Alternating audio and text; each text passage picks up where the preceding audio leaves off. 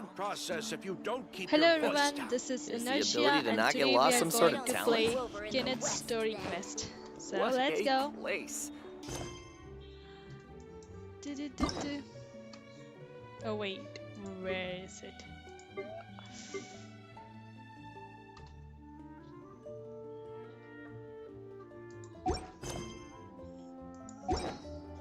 Something you wish to report?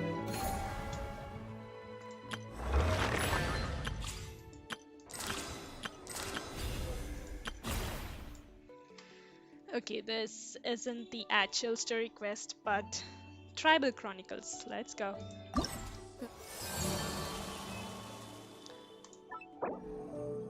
Enable.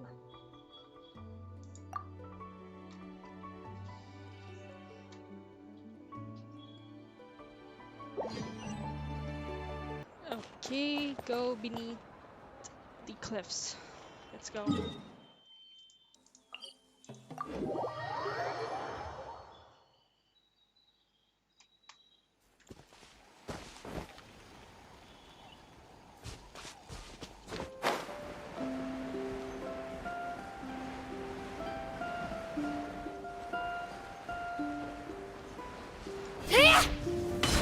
Actually, I don't remember what actually happened at the first part of this quest. Okay, I didn't play it. Alright, let's go. This is the first part.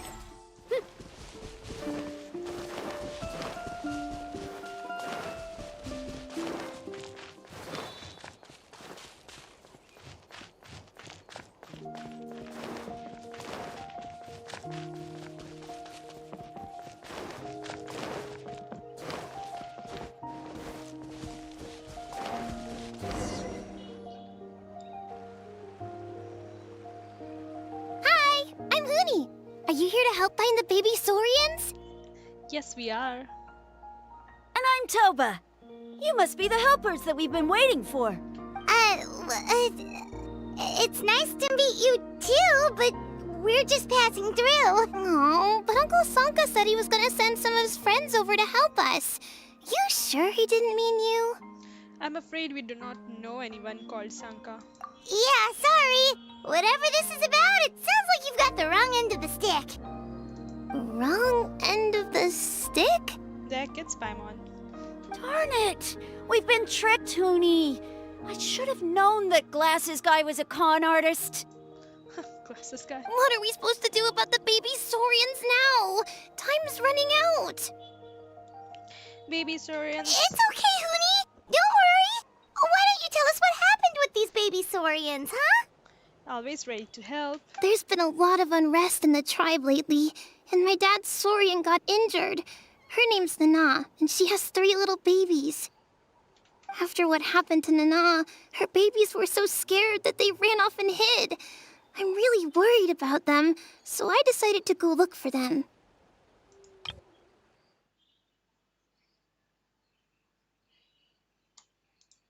If Nana is your dad's Saurian, why isn't he the one looking for them? You must have other job to do. My dad's one of the elders, so he's busy getting ready for Turnfire Night.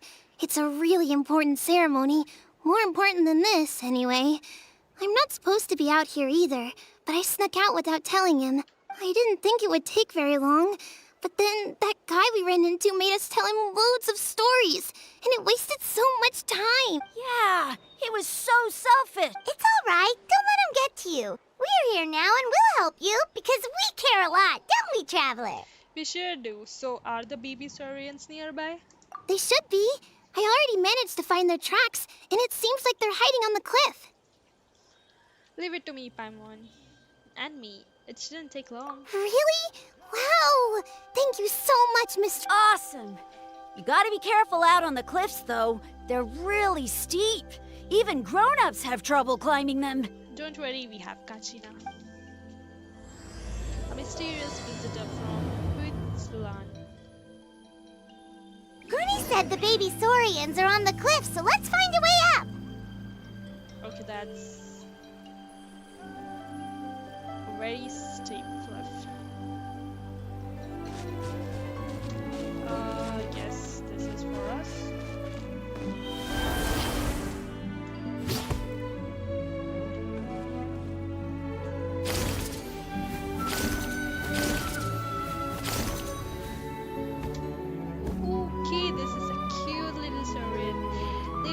gap.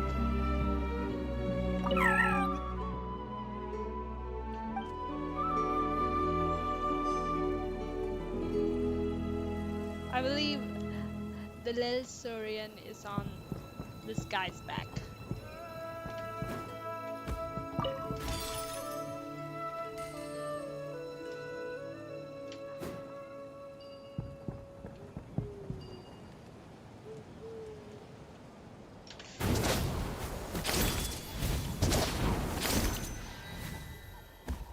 And what is this?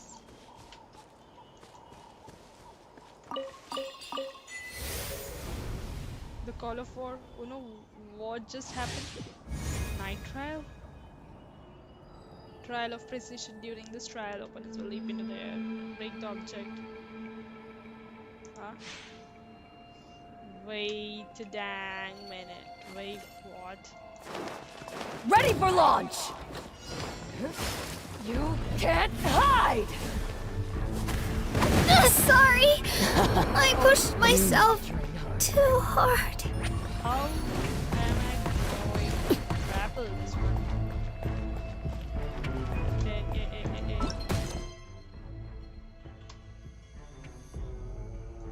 This. Wanted my full attention, did you?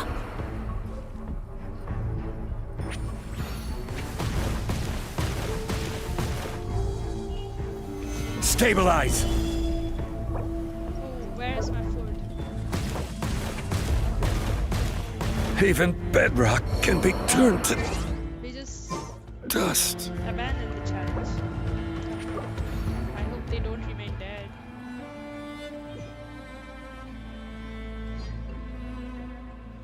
Yo. How Time to go. do I get out of here? Leave.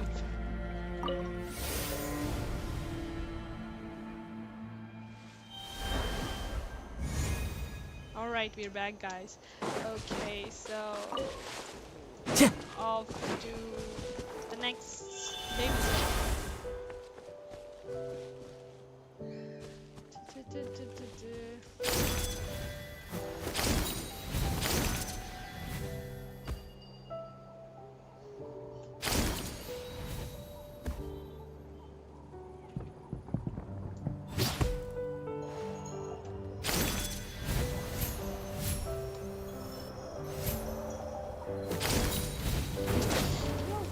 climb. Oh, wait. Air? Oh, I hope I pronounced his name right. We found them! Wait, but what's that other... A how? He has that cool rip. Well, if it isn't the gruesome twosome who wormed their way into our servant circle of friends. Still awestruck from the last time we met? Would that be why you hastily scrambled up here to pay your respects the moment you saw us? I suppose we can't blame you. Such is the spell that our majesty casts on our minions. Oh boy.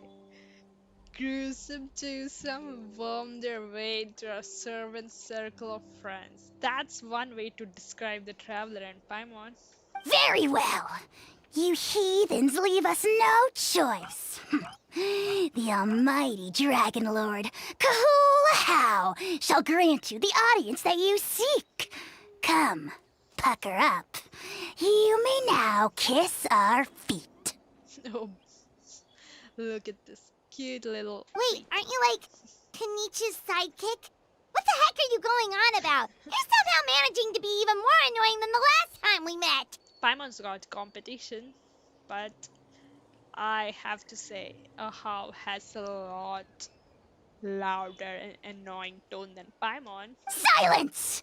Who are you calling sidekick? We are the Dragon Supreme, sovereign ruler of the Nation of Flame.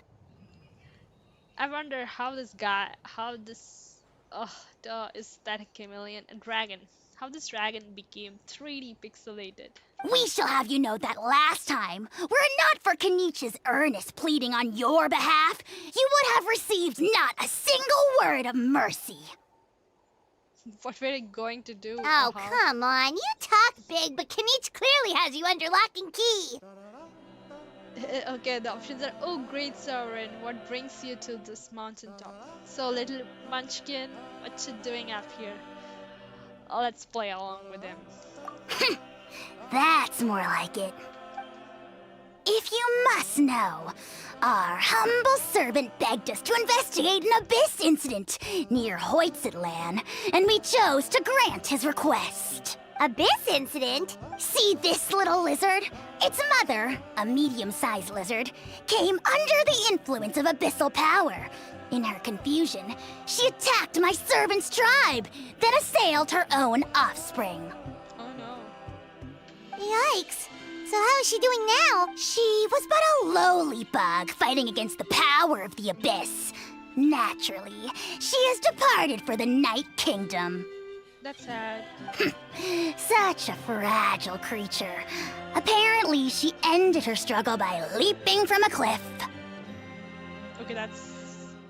Leaping from a cliff? My dear anemic flying ant, as addled with questions as your head may be, please keep them to yourself and wipe that absurd expression off your face. We are the almighty Dragon Lord Kahula, not a wish-granting fountain. But... How called by an anemic flying ant? Okay. Anemic flying ant? You! Just you wait. Two can play at the ugly nickname game. Show him Paimon. We sense a faint abyssal energy. An evil sorcerer must be lurking nearby, but they are well hidden. If you encounter any suspicious outlanders, be sure to give them a robust interrogation. Alright. Suspicious outlanders? Wait, are you mocking us? Wait, and didn't he say that he sent some abyssal remains? Ha! How dare you cast aspersions on your ruler, heathen! You're just lucky that our servant has such vile taste in friends! Otherwise, we would beat you black and blue, and then purple, then black again! If you're not here to kiss my feet, then get out of my sight. Do not impede the work of the almighty Dragon Lord, Kahula. Kahul Ahau. The potty mouth on that guy! Paimon is furious! Still, good to know about the abyss threat, huh? Wasn't expecting that. Let's not get sidetracked. I hope you didn't get traumatized, little one.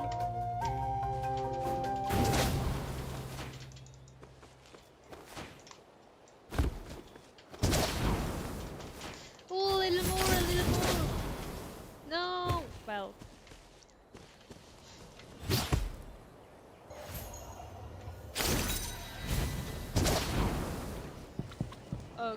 Okay, where is the third baby? There, I guess.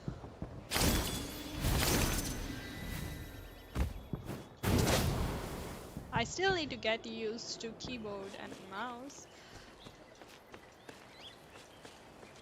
I can't sprint in this one.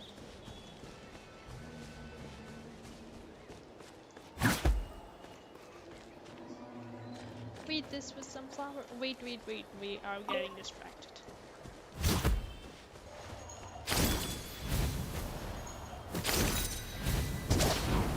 Oh, fudge. No, no, no, no, no, no, no, no, no, no. Yo, boy, that was a close call. What's this? No, no, no, no, no, no.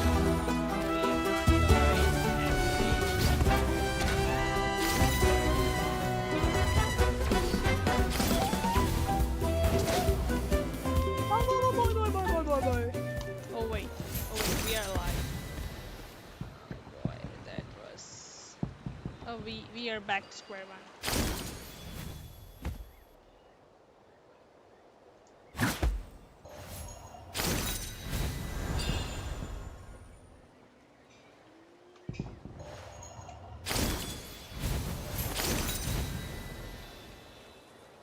$20 at this level? Oh, okay, I see it now.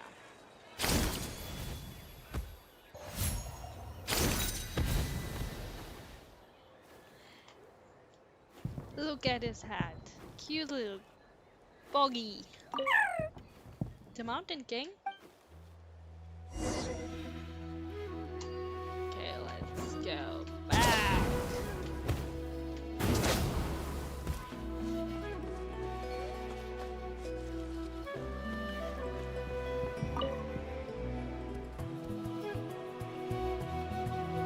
Wow, you're back already? That was... I'm so glad that the babies are all right. Thank you both so much. Now we can finally go home and stop worrying about them. You're welcome. Piece of cake!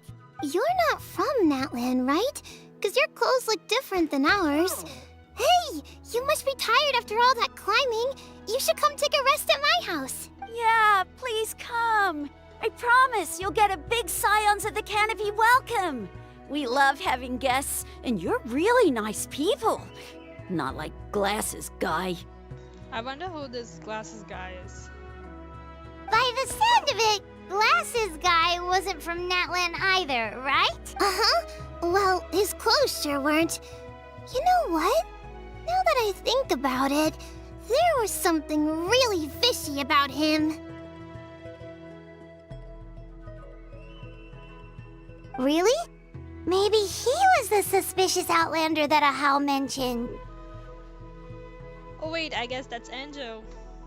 Could you tell us a bit more about him? Sure, if you're interested. Oh, let me think. How did the conversation go again? Oh, please, mister. I've told you so many stories already. When are you gonna help me find the baby Saurians? Just one more story. One more, I swear. Why don't you tell me more about that ball of fire? I heard that there was a huge transparent ball of fire that used to burn 500 years ago, 1,000 years ago, maybe even further back than that. Bro, they are literal kids. How would they know something that occurred 1,000 years ago? Oh, you mean Turnfire. That's where the ancient name Mollypo comes from. Well, the kids are intelligent.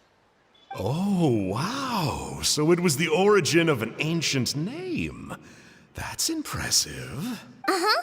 There's a story behind every ancient name. The legend goes that the Turnfire first appeared in the era of the Grand Alliance. It was used by the tyrant Och Khan to rule over Natlan and oppress anyone who opposed him. Turnfire is different from normal fire. If you get set on fire with it, you'll feel horrible burning pain from behind you, but you won't die from it right away. And whatever you do, you mustn't turn back to look at it. Wait. If you set on fire, you'll feel horrible pain from behind you. But you won't die from it right away. But you can still die from it. Whatever you do, you mustn't turn back to look at it. So something gets stuck to your back. Why? What happens if you turn back? As soon as you turn around, poof! You get burned to a crisp. Well, good golly gee. I mean, it's one thing to singe someone's clothes, but burning people alive? That is a big no-no in my book. You're one to talk. Right? How nasty is it to burn someone from behind and not even let them turn around to look? Och Khan really was an evil tyrant. Ochkan. Yes, shocking behavior. Now, let me guess. Eventually, a valiant hero came to save the day? That's usually how these stories go. Good guess, Uncle Glasses. Seems like you really know your stuff. The hero was called Yupanqui. He's the ancestor of our tribe. Yupanqui was friends with Och Khan the tyrant, and also Shibalanke, the first Pyro Archon. He was working as an ordnance officer for the Grand Alliance at the time. Shibalanke. Shibalanke. He didn't like how Och Khan was such a cruel tyrant, so he stole the Turnfire and threw it at the Och Khan's army. The soldiers couldn't defend against it, and they all got turned to ash. And that's how our ancestors set our people free. But just as he was about to leave the city, he thought he heard Och Khan calling out to him from behind. It caught him off guard, and he turned around to look.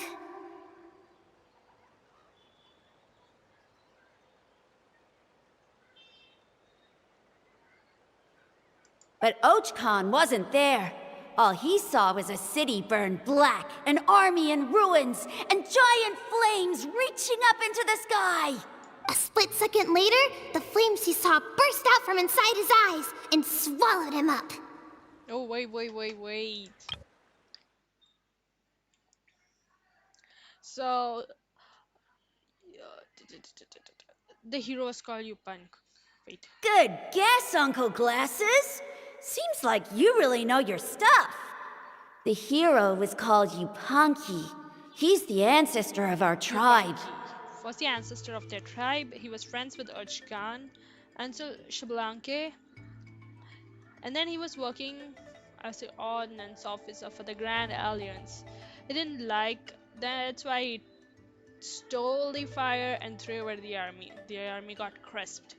And then when he was about to leave the city, he heard Urchkan, but it was not him, and he got crisped. All it took was a single glance. As soon as he looked back, he was burned to a crisp. The question is, was this the price he paid for stealing the Turnfire, or the price of turning back? Nobody knows the answer. But the fire that consumed Yupanqi burned more fiercely than any other. It burned for 100 days until it burned a hole right through the ley lines. Wait, then that means it was a price that he had to pay because he stole the fire, I guess. And then, the flame dropped into the deathly dark Night Kingdom, where it still burns to this day. The grown-ups say that it lights up the path that leads to the next life. But for the dead to be reborn, they have to accept the flames and be purified by the fire first. It's like a final look back at your life, where you have to answer for everything you did. Anyway, that's the story of Yupanqi's Turnfire. Ah, a fine parable indeed. So, is it true? Is it really possible to find this fire in the Night Kingdom? I don't know. I think it's just a story. Either way, I assume this name has been passed down in your tribe ever since? Sure has. It went to Burkina, the hero that we celebrate on Turnfire Night. But that was 500 years ago. Yeah, and now it belongs to Kinich. So we often call him Malipo Kinich. Is it so cute?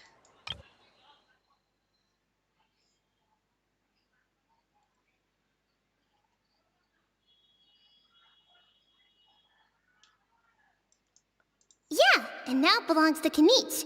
So we often call him Malipo Kinich. Malipo Kinich. Kinich, huh?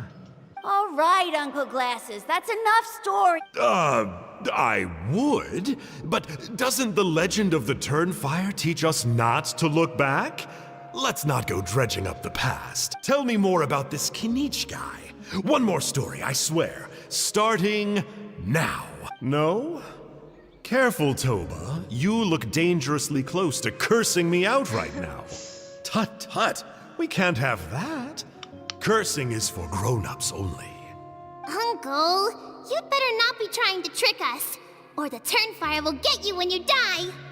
How would it get me if I'm outside of Natlan? Uncle Glasses isn't from here, you know. Unlike you. Huh?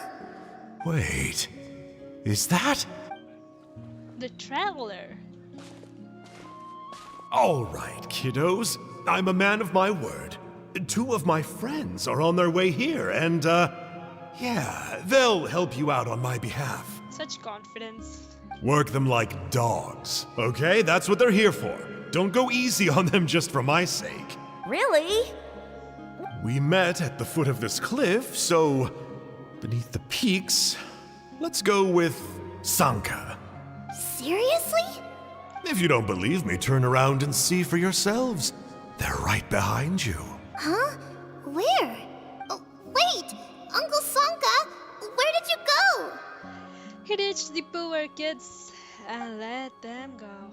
Yeah, definitely a fishy character. It sounds like he was digging for info about the ancient names. Yeah, and not only that, but he betrayed us too. He'll pay for this. All he got out of us was some stories, though. What's the worst that could happen? Traveler, maybe we should go tell Kinich about this. Ahau says he's investigating it, but he's a bit of a loose cannon. We probably shouldn't take him at his word. Hello, Scannon. Huh? You know Kinich? Not very well, but we have met him before, and one time we had a meal together. Aw, man, I'm so jealous. I never even spoken to him. He's so cool. He's the Saurian hunter, and he has a really awesome ancient name. Malibu. Me neither. I don't think my dad really likes him, though. He always tells me to stay away from him. Probably because of that little creep he always hangs out with. He's nasty, and he's so full of himself. Ahab has such a interesting personality. Oh, the creep who calls himself Kahul Ahau? Yeah, we've had the pleasure of meeting him too. He sure loves pushing people's buttons. Exactly. I don't know why Kinich partnered up with him. Why didn't he pick me instead? Uh-oh. Hoonie, look how late it is. We've been out way too long. We better get home now or we'll get yelled at. All three have different hats. It's so cool. Wait, it's each from the tribes, the three tribes. The children of echoes. I guess this is the Scans of Canopy, and this is, I forgot, Molani's tribe. Oh, yikes. You're right. Okay, well, this path here leads to our settlement. If you decide to visit, remember to come to my house. How will we know if it is your house? If there's anything you need, my dad can help get it for you. Hope to see you soon. Alright, bye. We gotta run. Bye for now.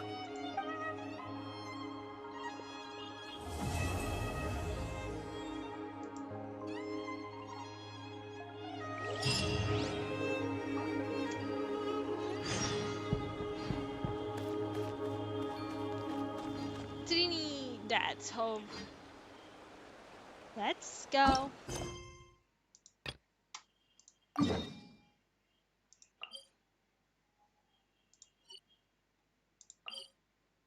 Wait, should we just check if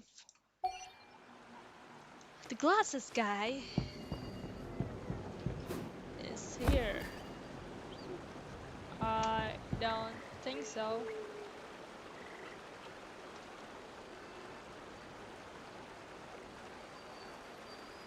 Alright, let's continue.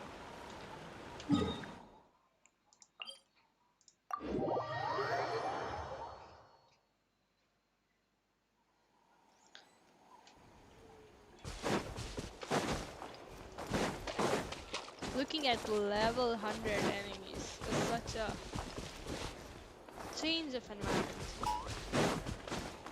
Oh, wait, I'm going in the opposite direction. Don't tell me, guys. Time to go.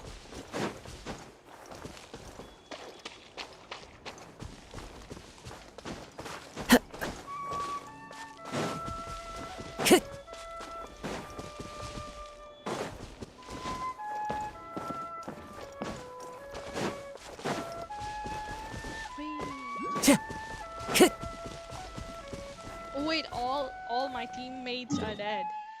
We should revive them first.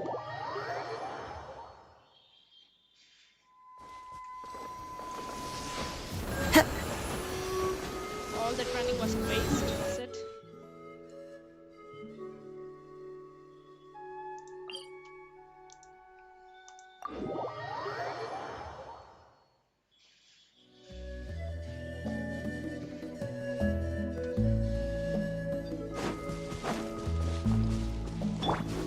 Here goes!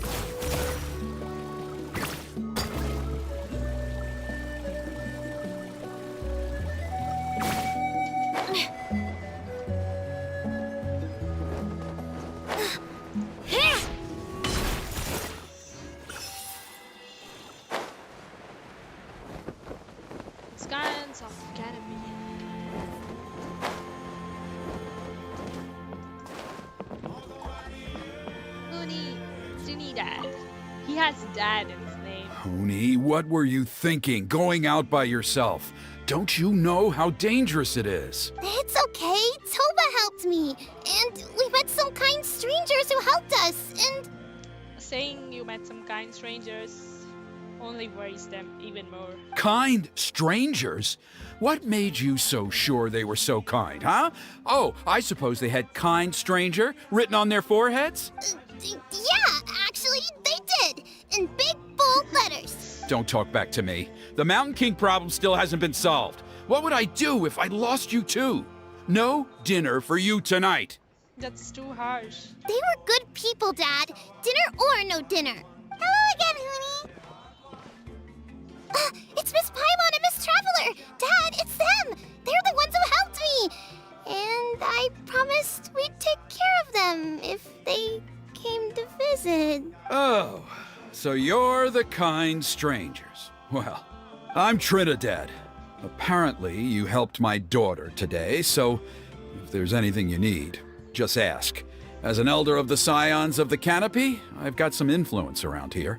This guy has dark circles under his eyes. Now, I trust that you're sensible people who know better than to take advantage of their host's generosity. Of course, all we ask for is just 1 million Mora. That would be too mean. Let's not do that. Yep, just helping a neighbor. We're not looking for anything in return. Oh? Well, let's hope so. He is. Dad, please. They're not bad people. They've eaten at the same table with Kinich before. Be nice to them. Kinich! Wait! I heard that two mysterious travelers from afar showed up at the Stadium of the Sacred Flame. Are they you? Yes, I'm one of them. And Paimon's the other. I do apologize. A lot's been going on in our tribe lately, and I suppose the pressure must be getting to me. I can't believe I was so rude to you. I feel ashamed. We got off on the wrong foot. Can we, start over? Yeah, that's alright. Oh, now we're talking. Seriously, though, don't worry about it. Already forgotten. We're just happy to see Huni got home safe and sound. Oh, you just arrived, I take it, and it would be my honor to give you a hero's welcome tonight. And it's always good to be a little cautious of travelers who are from outside. Careful now, that's quite an about face. We've heard that kind of thing can lead to spontaneous combustion around these parts.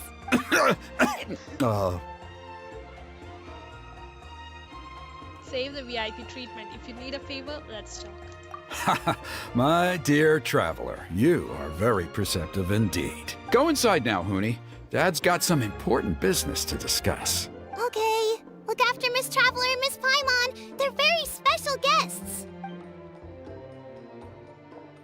Well, we'll hear you out, but we can't make any promises that we'll be able to help. Well, this is a matter of utmost importance. Please, allow me to explain. For many years, our tribe has celebrated the Turnfire Night. It is a traditional ceremony among the Scions of the Canopy in which we remember our ancestor, Burkina, and his companion, Kangamato, the Mountain King. Burkina was a hero who bore the ancient name Malipo, and Kangamato was a powerful Yumkasor warrior. Together, they fought against the Abyss. This is the guy who was the previous owner of the name. There's an Abyss Mage here. There's an Electro Abyss Lector. They were victorious, but it came at a great cost. Burkina paid with his life. The Mountain King survived, but was contaminated by the Abyss, and he remains in hibernation to this day. Normally, Yumkasors never live longer than a century. It is possible that the Abyssal Power is responsible for his unnaturally long lifespan. Wait, so he's still alive? Oh, that's right. The Mountain King is a living symbol of our glory, but even this glory comes at a price. The abyssal power inside him is highly sensitive, and when it is disturbed... So, Besides the ceremony, another important part of Turnfire Night each year is cleansing the abyssal power inside the Mountain King so that he will remain sound asleep. However, abyss-related incidents have been on the rise in that land lately, as I'm sure you're both aware. As a result, it has become increasingly difficult to keep the Mountain King in hibernation. Only 5 months have passed since the last Turnfire Night, and he's already showing signs of instability. Has he woken up again? He has. We managed to contain the situation by performing a makeshift ceremony right away, but it was a close call. He could reawaken at any moment. Also, he attacked and wounded my companion, Nana, during the ceremony. She became contaminated by the abyss as a result. We heard. Such a tragedy. We're really sorry for your loss. Yeah. Yes, and Nana wasn't the first. Anyway, right now we're preparing for an exceptional Turnfire Night ceremony, and we need to find a suitable flame bearer. From what I've heard about your adventures, I believe you would be perfect for the role. Don't you already have a flame bearer in the tribe? Of course. Plus, he's a bona fide hero who inherited the Malipo name. Malipo. Oh, you mean Kinich? Yes, he's the one. A hero, worth his weight in gold. And unfortunately for us, he's all too aware of that. No prizes for guessing what he said when I asked him to host a Turnfire Night outside of the annual schedule. An exceptional ceremony? Oh, I'll have to charge an exceptional price. I swear, no other concept exists in that boy's brain. At least he's predictable. Fork over the Mora and he's all yours. Sounds like a professional adventurer to me. I'm not the one to usually talk about people behind their backs, but I'm convinced the Wyab got hit on the head and took a wrong turn the day it chose to give that ancient name to him. I mean, have you ever heard of a hero whose mantra is, "What's your asking price?" He just wants money. Oh, and don't get me started on that insufferable Ahau he hangs around with.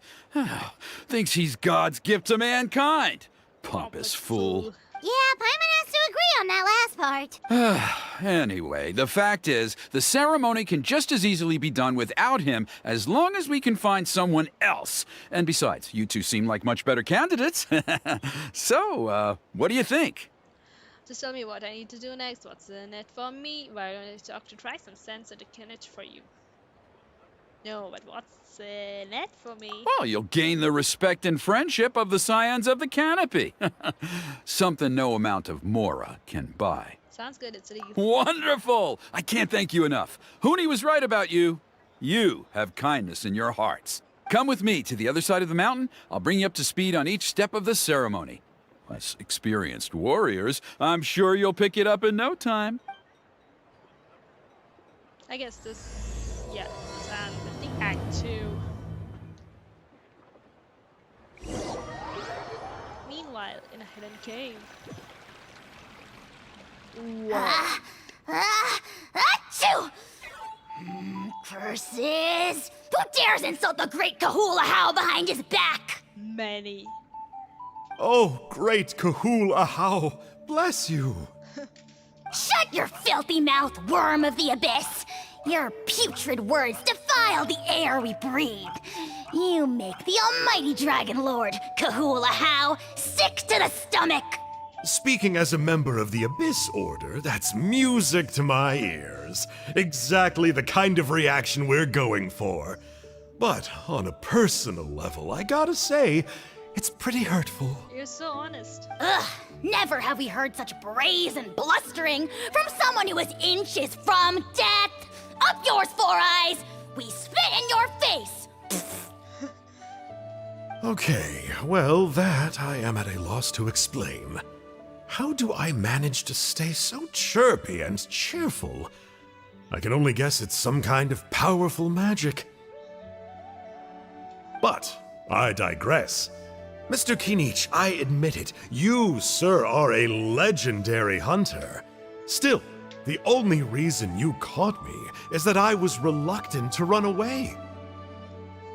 Oh, kind Sanka. You see, I'm very interested in the lore of your tribe. Oh, he's just as interested as everyone. Okay. Is that it? Kay? Aren't you intrigued to know what it is about you guys that prompted a visit from the abyss? What's in it for him? Nothing so. It's the extreme sports! The other day, I narrowly avoided getting hit by a very brave soul who just leaped off a cliff. I think you call it bungee jumping? Anyway, I was very impressed. That is what I call embracing the spirit of adventure. Extreme sports. He's here just for the extreme sports. I guess he wants to enjoy the thrill of this sport. Spirit of adventure, as he says. Look, I even did a painting inspired by the bravery and freedom of the scions of the canopy. Okay, it's science of canopy. Not science. I'm sorry, science. Wait, science. You scum-sucking swine! Ugh, I swear, if you go bungee jumping, it'll be without a rope! That would be, well, Head first off the tallest cliff, with a band of hunters on your tail, and nowhere left to run, and a bottomless cesspit waiting for you on the ground. I guess he'll somehow still survive. You say that, but I get the sense that Mr. Kinich isn't planning to take my life right now. On top of that, I'm tired of spying on you from afar. So why don't we just negotiate a comfortable operating distance that works for both of us? He's so bold. That's actually crazy, but I guess it works in the favor of Kinich, I guess. I've heard that the most important thing in human relationships is to respect each other's boundaries. What do you say, Mr. Kinich? This guy is more well-versed than most people. Okay, on Earth, I guess. He's an abyss lector, and he knows so much. But good job, Sanka, you know well. Or you could tell me what it is you're really after. Yeah, that would be much direct. What? He has pretty hair, just look at these colors. And then I'll name my price. And pretty eyes. And the price. Guys, this guy is into business, and no one can stop him.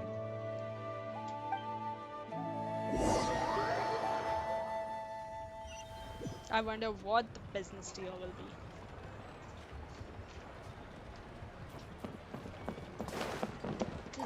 Let's go to the mountain. Wait. It's the third set, right? No, it's still the second.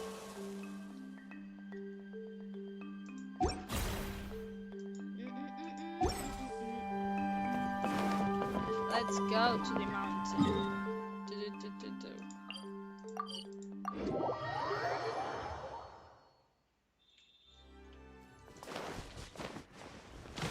Let her rip!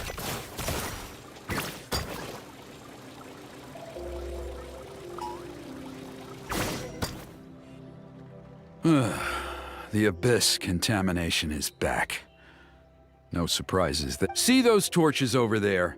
Those are the Sacred Flame offshoots that we requested from the Stadium of the Sacred Flame. They contain the power of the Pyro Archon. Are you saying that the Sacred Flame and the Turnfire are the same thing? Well, for ceremonial purposes, at least. Sending someone to the Night Kingdom to retrieve the legendary Turnfire isn't exactly an option. More to the point, though, the Sacred Flame is able to burn away abyssal filth, so that's why we use it in the ceremony. Cool. Gotcha! So basically, we just need to clean up the filth with the Sacred Flame. Well, that's one part of it, yes, but the complete ceremony is a bit more complicated than that. First, the flame bearer must collect a kindling of the sacred flame from the starting point, then use a grappling hook to fly up into the sky and light each of the sacred flame pillars. Wait.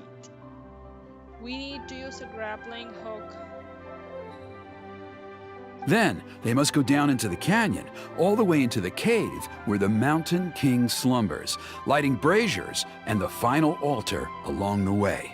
The most skilled flame bearers can accomplish all of this without touching the ground once. As much as I hate to admit it, Kinich is capable of this. Wow! He can do all that flying without ever falling to the ground? So can you, Paimon? Well, of course Paimon can. It'd be much harder for you guys. Paimon, why don't you take this commission this time? Well, don't worry. It's not a requirement of the ceremony. You're allowed to touch the ground. The only thing you're not allowed to do is turn back. I wonder what's with this not turning back. The flame bearer must always keep moving forward. You can't skip a pillar, then come back to it after lighting the next one. To do so would be to disrespect our ancestors. Okay, got it. So, what actually happens if you do turn back? Surely the fires don't just go out. If you're not careful, you might get burned. What about today then? Does the same rule apply? Oh no, don't worry. Today is just a practice. The order doesn't matter. You just need to take the sacred flame, cleanse the filth, then go light all the braziers. Are you ready? I'll repeat all the key points again. Gather the kindling, cleanse the filth, and light all the braziers. I'll wait for you at the end. Okay, maybe I still smaller flame split.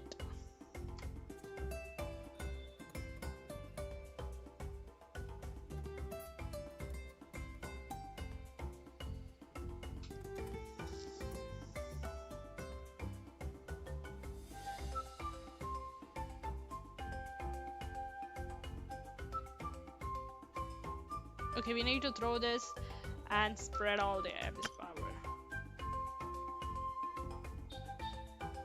And lit all this braziers. Alright, I think we can do this. Alright, let's use this kindling to complete our mission.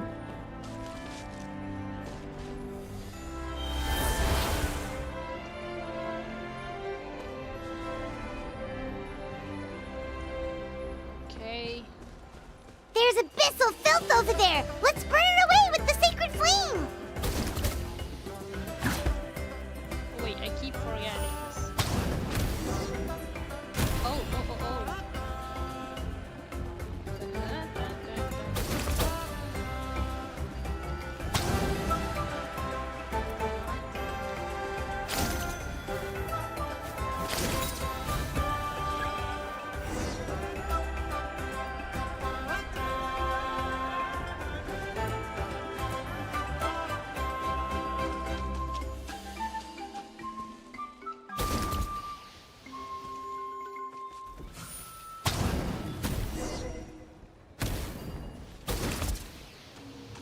There goes another one.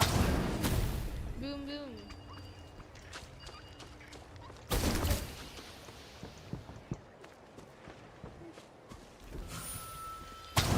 Can I throw it so far? Yes, I can.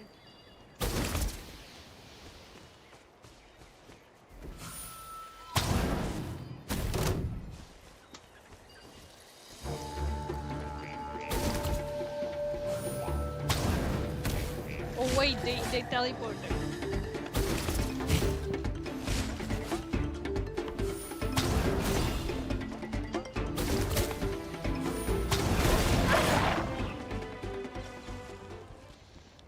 One more.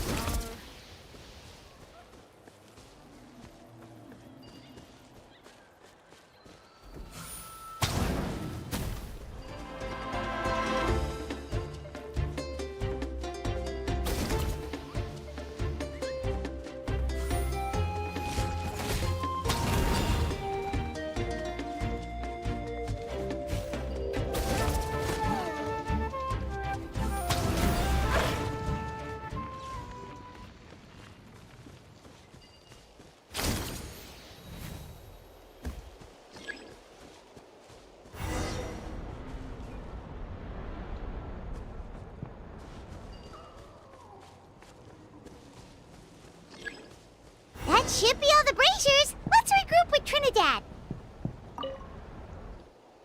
I knew I was right about you. You have outperformed all of the other previous candidates. If there was an ancient name for outstanding flame bearers, I'm sure the Wyab would consider you for the honor. It wasn't that tough, I guess. Paimon could probably get the job done too. Yeah, although it would probably take Paimon quite a bit longer.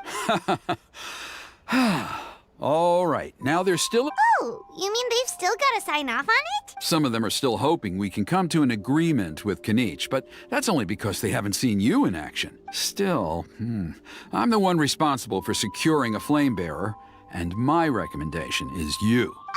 Just for Paimon's own peace of mind, are you sure it's not gonna be a problem having Outlanders take on such an important role in your ceremony? Yeah, that's true.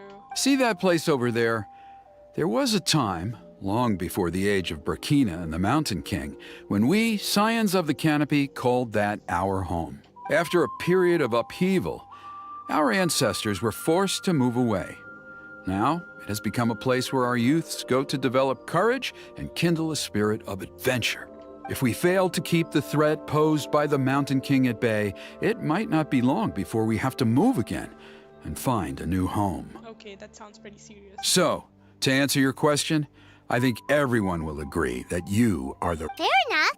Desperate times call for desperate measures. I'll need you to drop by my place at some point before the ceremony, if that... Okay, see you later then. You have my gratitude.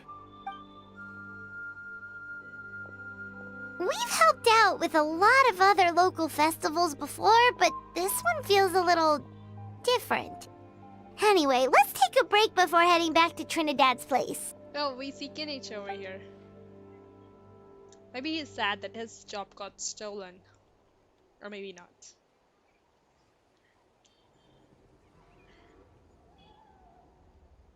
I can't tell what he's thinking. Oh, he's leaving. We can't meet him, I guess.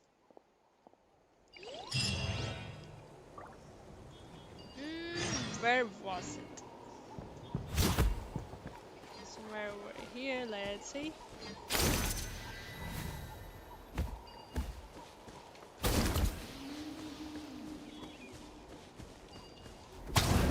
Oh, holding this consumes phlogiston. Oh, wait. I don't think fighting this guy is the right idea at this point. Let's continue our quest. Continue quest. Navigate. Here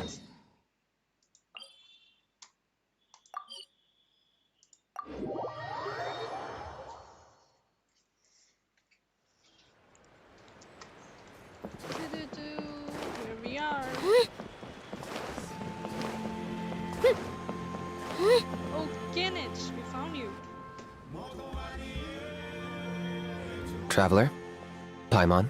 Hi, Kinich. Kinich! Fancy meeting you here. We've actually been looking for you. Hey there, nice to see you again. I'll get straight to the point. I hear you accepted a proposal from Elder Trinidad. Yes. Oh, the, Turnfire Knight, you mean. You were still his first choice. It's just...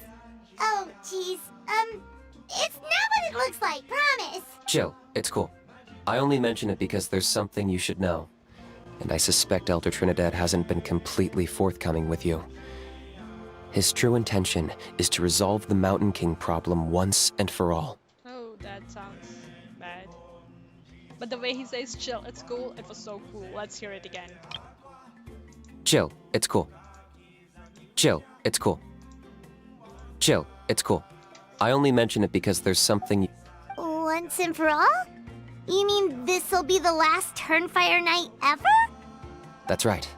He wants to use you to send the Mountain King to the Night Kingdom. Kill him. To the Night Kingdom? You mean... To his death. Whoa! Are you serious right now? You shouldn't go blurting out accusations like that. It could get you in trouble. Too blunt? Okay. I'll phrase it more gently. Oh, he's actually considering it. That's so kind, Kinich. There is potentially a possibility that Elder Trinidad may be hoping that during the course of the ceremony, you kill the Mountain King dead. That was so cool. Okay, wow, like, we hear him again. There is potentially a possibility that Elder Trinidad may be hoping that during the course of the ceremony, you kill the Mountain King dead. He says it with the deadpan expression. I love him. That's ridiculous. He told us the Mountain King is a living symbol of your tribe's glory. And that glory comes at a price. Oh, that's right. The Mountain King is a living symbol of our glory, but even this glory comes at a price. Ah, yes, and Nana wasn't the first.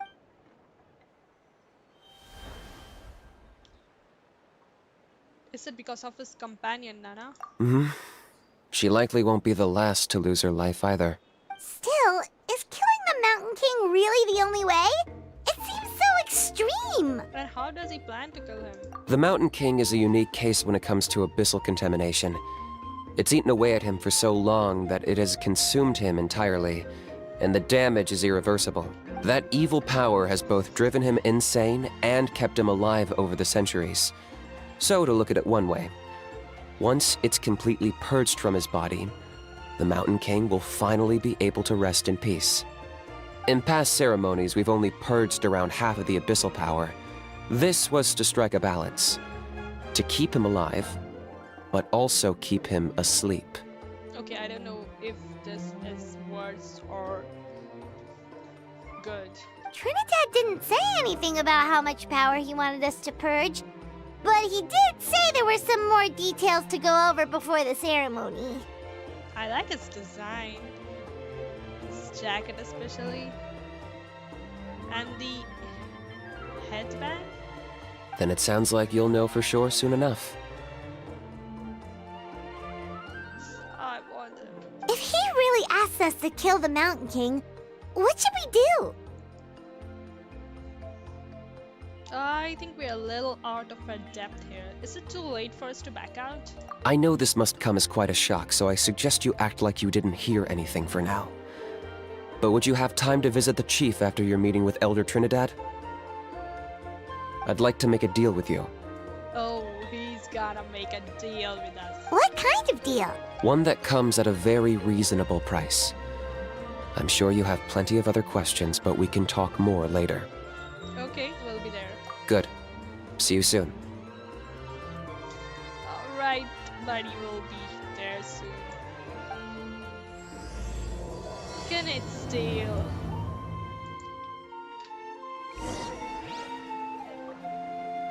I wonder what goes through his mind.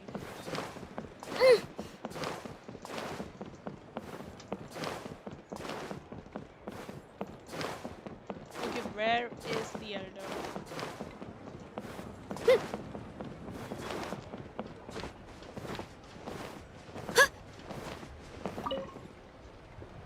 Ah, mighty Outlanders, you have returned.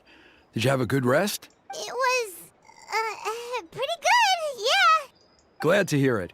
Things are progressing very smoothly on my end. Many of the elders have heard of your heroic deeds, including the chief. They all speak very favorably of you. There are still those who insist that the ceremony should be performed by the bearer of the Malipo name. But they're just stuck in the past. We need to move with the times. Wait a damn minute. This Malipo and the Mountain King had a relationship of more like companionship, and maybe that's why it just let it perform the ceremony. But since this time we're Outlanders, I don't think things will go so smoothly. Plus, Kinich doesn't want to do it anyway. Exactly. So, now, it's time for us to discuss the finer details of the ceremony. We covered the fire lighting part of the proceedings yesterday. The next part is the purification of the Mountain King. How does that work? It's quite simple. You just need to use the sacred flame. We've done it plenty of times before, and it's always very routine. I'm sure you won't have any problems. One point I'd like to stress, though, is that you need to burn away as much of the abyssal energy as you possibly can. The more we dispel, the longer the Mountain King will remain asleep.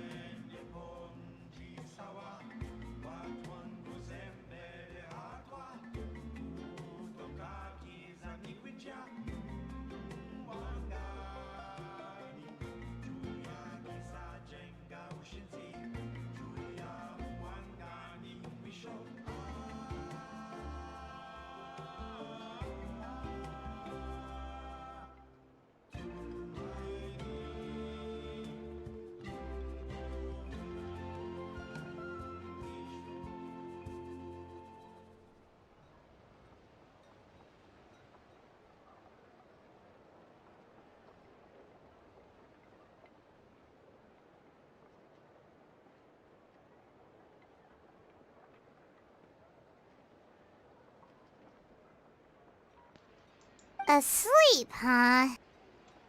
Precisely. In previous years, the Flame Bearer has often been unable to dispel a sufficient amount of abyssal energy.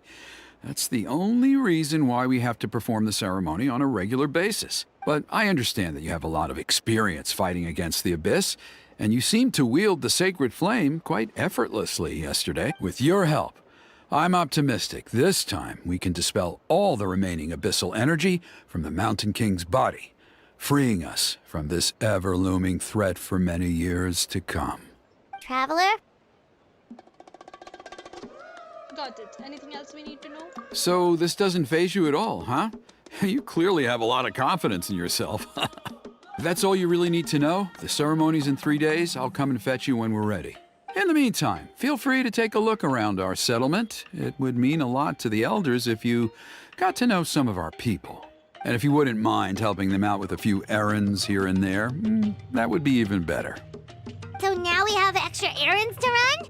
Maybe we should add a little extra to the price. Yeah.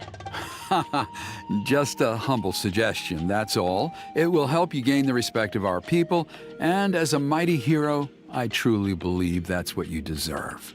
This guy is making us do all the things just in the name of gaining the respect of our people. That's all. I'll be sticking around for the next few days, so if you have any questions, you know where to find me. He sounds like those big giant companies which exploit the employees.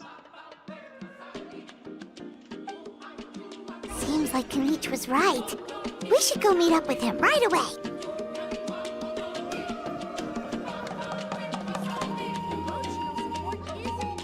Look at her, she's so cute.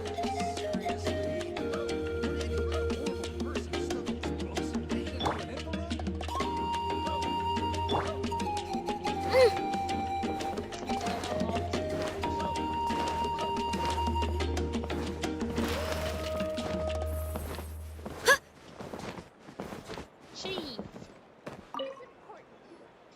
Huh, you're here. Kinich! Elder Trinidad said that... I can tell. It's written on your faces. Is that the Traveler in Paimon? Forgive me for not being there to welcome you on your arrival. That should have been my duty as chief. Hello, Chief Waina. I only heard the news from Trinidad yesterday, so I asked Kinich to invite you over for a quick chat.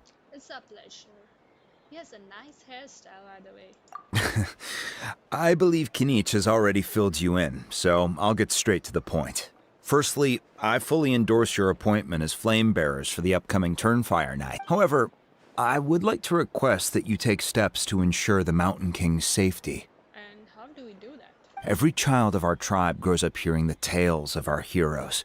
From Yupanqui the Firebringer to Burkina and the Mountain King who fought against the Abyss.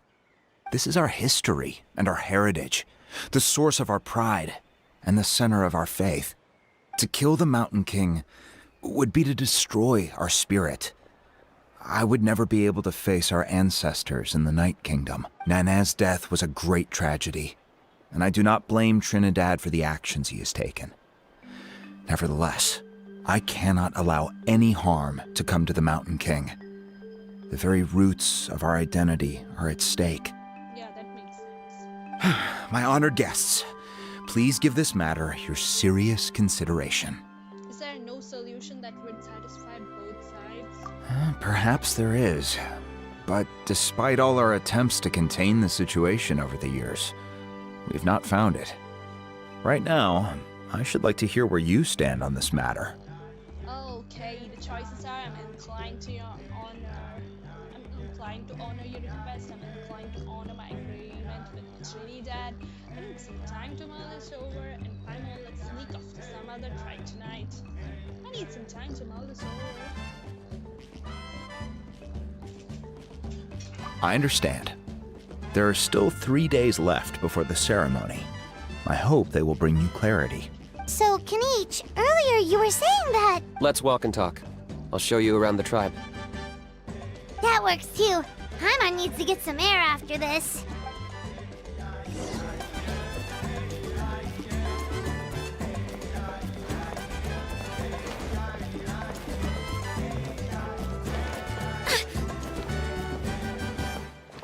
Kinich, understands why you turned Trinidad down. You knew what he was planning, didn't you? That's why you didn't want to be the flame bearer this time, because it's a double-edged sword. The whole Mora thing was just a sneaky excuse. Double-edged sword is right. But my response wasn't merely an excuse. To solve this exceptional problem, an exceptional price must be paid. Are you saying you have a plan? I'm working on it. Oh, that's cool. Really? Well, come on then, let's hear it. In a moment. Didn't you have a question you were about to ask me? Oh, yeah. What was it again? Oh, right. We need to talk about how he's completely unhinged. That's the point. Where is he today? I agree that he has a problem. He needs disciplining, so I hired him a teacher. He has a teacher now? I wonder who is that poor soul who has to bear the burden of the great ENJOU. How? You got him a teacher? Oh, Paimon would love to see him get scolded for bad behavior. Anyway, moving on. When we ran into a how, he said you two were investigating some abyss thing together. Is that related to the whole Mountain King situation? I guess it is. Yes, that's the angle I've been working on. I'm a Saurian hunter, but I occasionally hunt the abyss too. One time I was pursuing some purple demonic dogs when I accidentally entered a hidden space. Oh, we just entered a hidden space as well earlier today. Purple demonic dogs. I did some research after the fact. Apparently they're known as beastly rifts, and there are many of them of all different sizes. That's where those purple dogs were coming from. So, if we can locate one of these beastly rifts, clear the monsters out, and move the Mountain King inside, he'd be able to continue living, but without posing a threat to the tribe. That's a good idea. Whoa, that sounds kinda crazy. Would it really work? We need to know. It's not without its risks, of course. There's a lot of unknowns in the equation. For instance, for all we know, a prolonged period inside the rift could make the Mountain King's condition worse. Still, we desperately need something like this, even just as a temporary measure. You've seen the conflict the issue is causing in our tribe for yourselves, and believe me, it's been a long time coming. This is a beautiful setup. I absolutely love that it's not. The chief is adamant about keeping the Mountain King alive, whatever happens. Paimon can understand. It's less about the Mountain King and more about preserving your culture and heritage. Yes, but on the flip side, you've got people like Elder Trinidad, who is more concerned about protecting the people he cares about now and into the future. Yeah, that's why the traveler wants to mull it over. And he has every right to take that view. It's one thing to try and preserve the last remnants of a glorious past, but making your kin pay the price for it? That sounds a little outrageous. No one can seriously tell them that's a fair trade.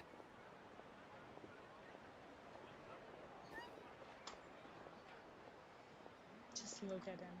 You're right. There's no easy answers here. Let's leave that to one side for a moment and assume we go with your plan. How do you actually intend to find one of these beastly rifts? Because at least in our experience, the dogs open the rifts when they want to attack us, not the other way around. I think I know a way. Are you really gonna do this? You have any better ideas? Nah. Not at the moment, but it just feels like using the power of the Abyss for our own ends isn't gonna end well. After all, the Abyss is what turned the Mountain King into a monster in the first place. People are gonna think you've lost your marbles. If it doesn't end well, then that's the price we pay. Everything in the world comes at a price. Even when Yupanqui, the Firebringer, stole the Turnfire, it cost him dearly. The Mountain King's erratic outbursts have brought tensions within the tribe to a boiling point. Unless this gets resolved quickly, everyone will be stuck in a stalemate. All right, so what's this deal you wanted to make with us? We're hardly experts on exploiting abyssal power. All I need you to do is keep people away from me. Oh? I'm getting harassed on a daily basis by people trying to convince me to be the flame bearer. I can't afford to waste all my energy dealing with them. That's an easy task. If you help me out, There will be a gift for you in return. He has this blue sign deal. Things on his 3 fingers. Ooh, what kind of gift? Something well worth your while, I'd say. Okay, but how do we keep people? Just keep doing what you've been doing. Integrate yourself with the tribespeople, so everyone comes to terms with the fact that we have a new flame bearer. That way, I won't have an endless stream of people coming to beg me to join the ceremony, and I can focus on finding a way to summon the beastly rift. Then, when the day of the ceremony comes, we'll move the Mountain King into his new home. Still sounds pretty crazy. Even for a daredevil like you, that's dangerous. And even if it works, what if neither Chief Lina nor Elder Trinidad are happy with it? Have you thought about what you'd do then? At least the two of them would finally be on the same side of the issue, leaving only me on the opposing side. He's gonna sacrifice himself. The tribe needs leaders like them far more than a Saurian hunter for hire like me. Either way, sounds like there's no more in this for you. Can I take that to mean that we have a deal? We can give it a try. For sure. And who knows, maybe we'll come up with an even better solution to all of this in the next couple of days. Great. Well, for the next couple of days, please spend some time among the tribe and lend a hand wherever you can. I'm sure everyone will be swept off their feet when they meet our new flame bearer. Good luck to us both. Good luck, Kinich. Okay, but he sounds absolutely delightful. Oh my god.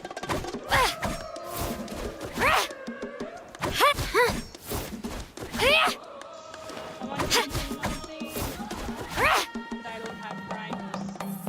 Can I do nothing?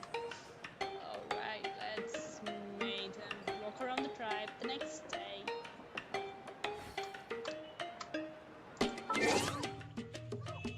Oh, not the settings. The time. 8 o'clock tomorrow. Confirm.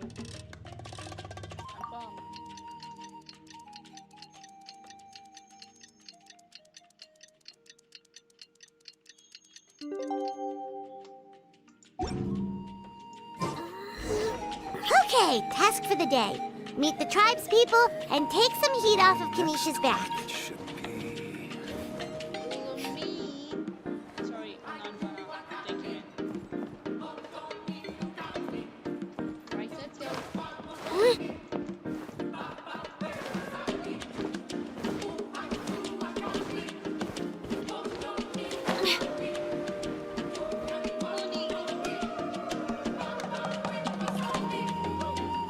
Pony, how can you call the Mountain King a monster? Because he hurt a lot of people. And look what happened to Nana. But it wasn't on purpose. The Mountain King is sick, that's all. He's been hurt by the abyss. Okay, that's true as well. That's true. But the fact remains that he's now a threat to all of us. Okay, there is a divide between these kids as well. How can you be so harsh to someone who's sick? If you don't take back what you just said, I don't know if we can carry on being friends. Toba, Huni, what's wrong? Pony's saying nasty things about the Mountain King. It's not right. He's our hero. Once upon a time, maybe. But not anymore. Hey now, let's not fight. Aren't you best friends? Yesterday, maybe, but not anymore. Oh boy, that's good. Toba! Reply. Fine. I guess my dad is right. Things change, and you just have to accept it and move forward. As of today, our friendship is over. There's no going back. Oh, come on, cut it out, you two. We have some great news to tell you. The Traveler is gonna be the flame bearer for the next Turnfire night.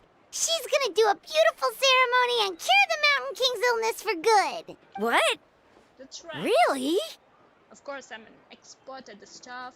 So that's what my dad wanted to talk to you about? That's right. To be fair, from what we saw the other day, you are pretty good at climbing cliffs. Probably just as good as Kinich. I wonder if they saw us as some Saurian or as a traveler. Wait, speaking of Kinich, where even is that guy? Maybe he's doing some commissions. Who knows? Oh yeah, good question. question. We can get him to come, but if he catches you two fighting again, he won't be happy. He'll be sure to give you both a piece of his mind. No, we can't let that happen. I've never even spoken to him before. I can't afford to make such a bad first impression. I didn't mean to argue with Toba. All I said was that the Mountain King has done some pretty bad things. He was the one who turned it into a fight. You two clearly care about each other. The Mountain King can't change that. Yeah, if you weren't friends, there's no way Toba would have come to look for the baby Saurians with you. All right. Well, because it's the Traveler and Paimon and Kinich, I'm sorry, Toba. I'm sorry for all the mean things I said about the Mountain King. Dad just really misses Nana. And I was really upset that she's gone, too. Yeah, that's understandable. You were together for so long and suddenly she's Huh? Oh. I shouldn't have spoken to you the way I did either. It wasn't very nice of me. For the Traveler and Paimon, Kinich, and for Nana. I'm sorry too, Huni. That's more like it. Now you're best friends again. Guess so. Toba, if I ever say something mean about the Mountain King in the future, I'll make sure I say it to someone else, and not you. I'd better go buy some colored cloth for my dad now. He needs it for Turnfire Night. Let's play again some other time. See you, Toba. See you, Traveler and Paimon. everyone in this tribe has a hood in some form. Okay. I'll head home as well then. See you next time. Okay, take care, you two. Even though they said they're sorry, it looks like their friendship isn't as strong as it was before. Times really are changing. Let's just hope we can solve this once and for all. Come on, let's move on. I, the flame bearer.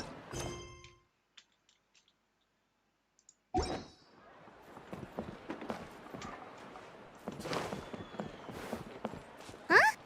What's going on over there? Let's take a look.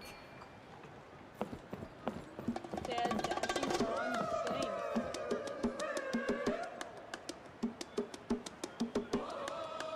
Oh, there. Hey there! What's happening here? A rehearsal for the Turnfire Night dance. Oh, carry bird hairstyle. Oh, that guy was so nice. Carry bird, I mean. It's hurting me. Looking at him reminds me of that quest, and it's so. Ooh, there's a dance involved? Paimon wants to learn too! You don't know it? Ah, I guess you're not from these parts, huh? It's rare to see a new face around the tribe these days. I thought everyone would be keeping away. Why do you say that? Because of the Turnfire Night, of course. The Mountain King could wake up at any time. That's why we're holding an emergency ceremony. This isn't one of those fun and games festivals. For outsiders, it might even be a little dangerous. Well, did you know that the flame bearer this time is actually gonna be an outsider? Oh, I did hear about that. It's a first for sure. I would have loved to meet them in person. Hey, now you have. What? Oh, it's you? Man, oh man. Well, this is a nice surprise. It's funny, I was just thinking that I'll probably miss out on meeting the new Flamebearer since I'm not taking part this time around. Then suddenly, there you are. Must be my lucky day. Indeed it is. You're not taking part in the Turnfire Night? You must be joking.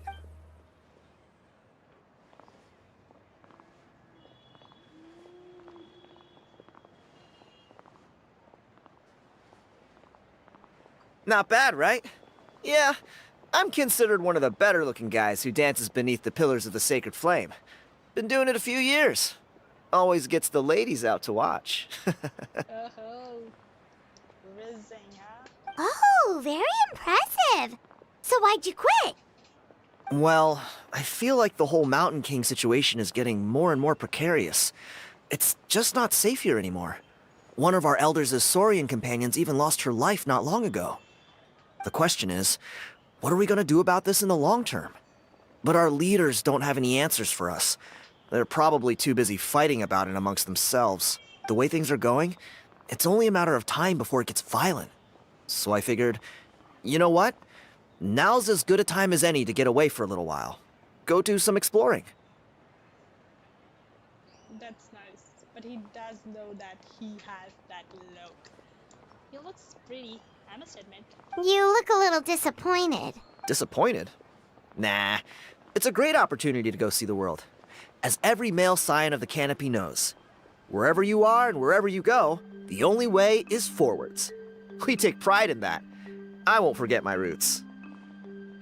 Oh, is it only specific to the male scion of the canopy? Fair enough, so what's your plan for the next step? I managed to get in touch with the Saurian Relics Association. They gave me a simple test. Find a decent quality relic, and they'll make me a member. What's the Saurian Relics Association? You've never heard of it? It's a group of amateur history enthusiasts who do research on the ancient Saurian era. They're all about collecting relics and remnants from that age. I see a chest over here.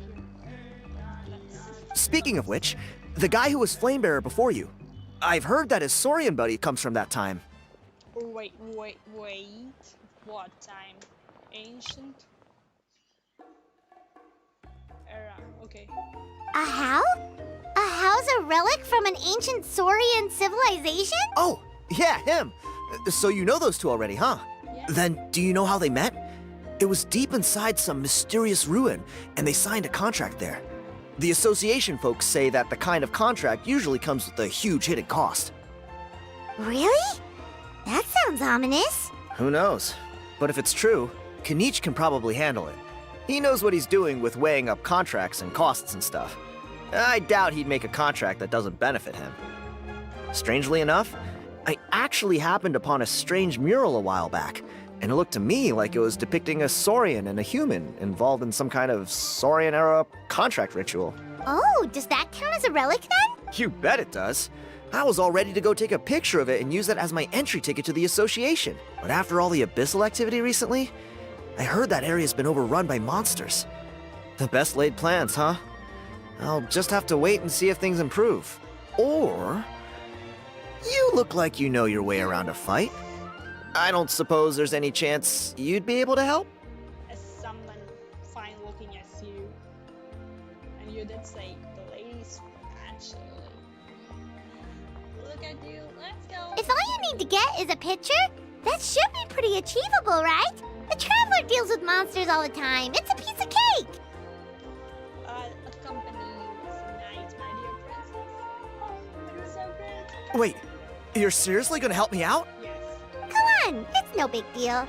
Compared to some of the things we've been roped into before, this is nothing. Just because you look like Caribou. Pyro Archon above, you two have hearts of gold, you know that? You're the kind of people who could dive into the Turnfire deep in the bowels of the Night Kingdom, and it wouldn't burn a single hair off your head. I'll take that as a compliment. Of course it is. All right, come with me. I'll show you the way.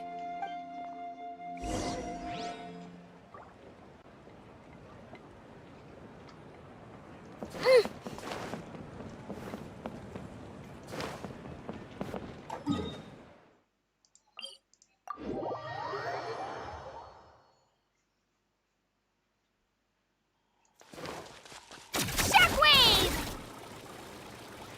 If you look like some other NPC, I would have played all those crazy. Wait. Rain makes the soil all muddy and soft, so you've got to be even more careful than usual when you're mining.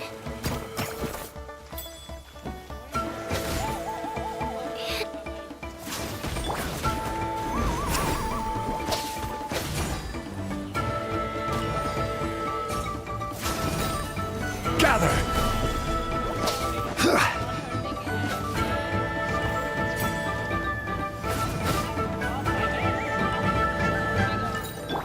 Here goes!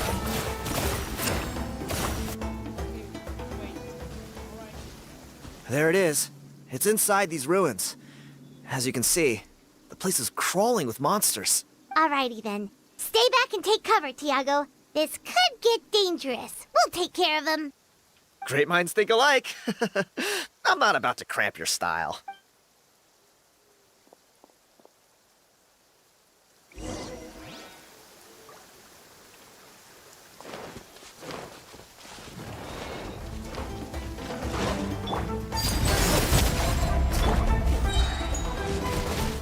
into the wind, as one with wind and cloud.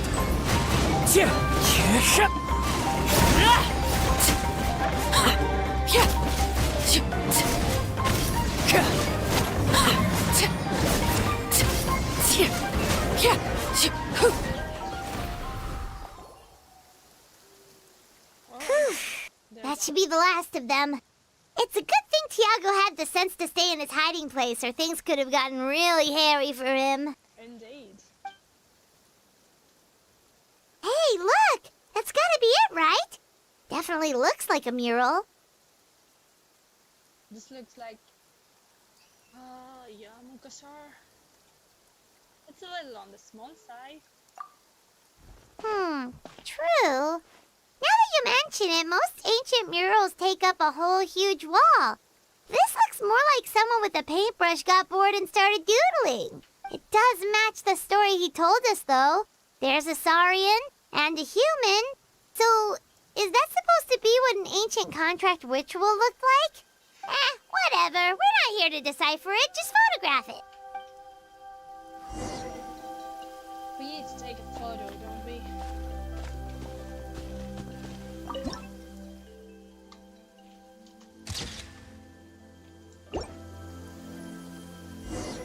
That's a wrap. Let's take it back to Tiago.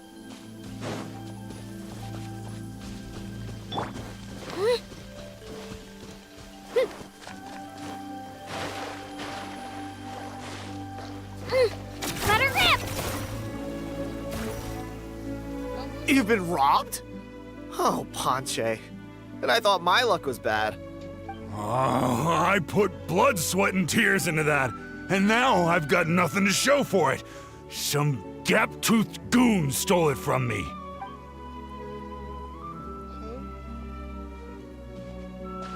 Tiago, is this the picture you were looking for? Let me take a look. Yep, that's the one.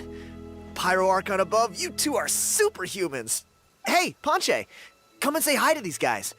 They're gonna be the new flame bearers, and they're tough as nails. Wait, are you the Traveler and Paimon? Oh, looks like someone is a scholar.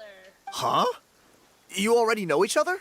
I don't think so. But we are pretty famous. My nephew Toba's been telling everyone about you. He says you're crazy strong, super friendly, that you helped him out, and that you're gonna be our flame bearers this Turnfire night. Oh, it's the uncle of Toba.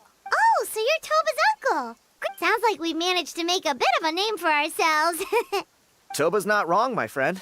These two are honestly some of the nicest, most genuine people I've ever met. Really? Allow me to explain. Ponche is a well-known scholar within our tribe, author of the widely acclaimed book, Yupanqui's Turnfire. Unfortunately, the book was stolen by a treasure hoarder a few hours ago. Wait, if we already published that book, then why are we searching this book stolen by the I spent years of my life researching that book. I visited every last ruin, interviewed every descendant of every hero in our history. On the word Malipo alone, I covered at least 5 different interpretations of the meaning based on accounts from different villages. It was an unparalleled masterpiece. And now it's all gone. That little goon ambushed me during my morning walk. He snatched all of my belongings, including my entire manuscript. That book was everything to him. It's like they robbed him of his soul when they took it. Look at him. Lost and listless. He's a shell of the man he was. Dear honored guests of our clan, I am but a helpless old student. See what I mean, Ponche? I don't know if he's...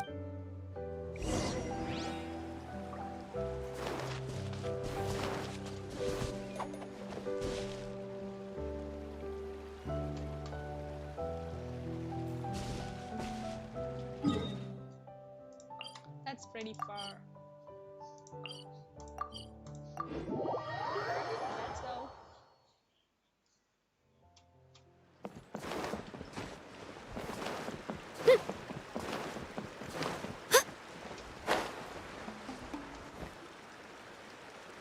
Hey! You thieving rat! Give me my things back! What do you want now, you old bum? God, God, you're a waste of space. Prepare to get shoved butt first into a tree hollow. I dare you to try. Oh, what's this? Brought a little bodyguard with you, huh? All right, let's see what you've got. What's this? Ethan's? Eat dirt, suckers! Oh boy, he just threw dirt at us. We ran away. That's good. Hey, he's trying to get away! You good? Let's chase him down.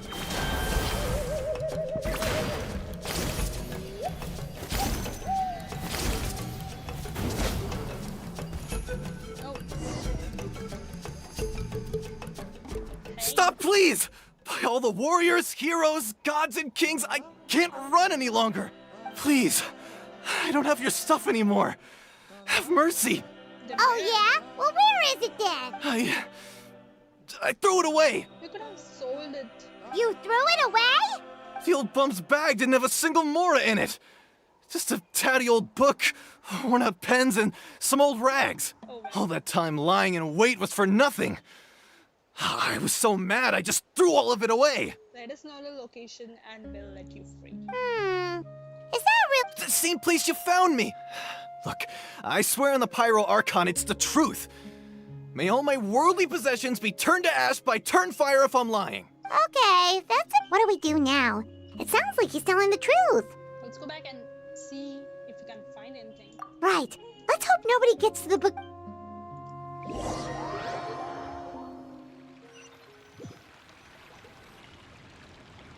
Why do I feel like... Although the Turnfire is a heroic symbol in Huitzatlan, it always comes with the more ominous implication of eventual tragedy.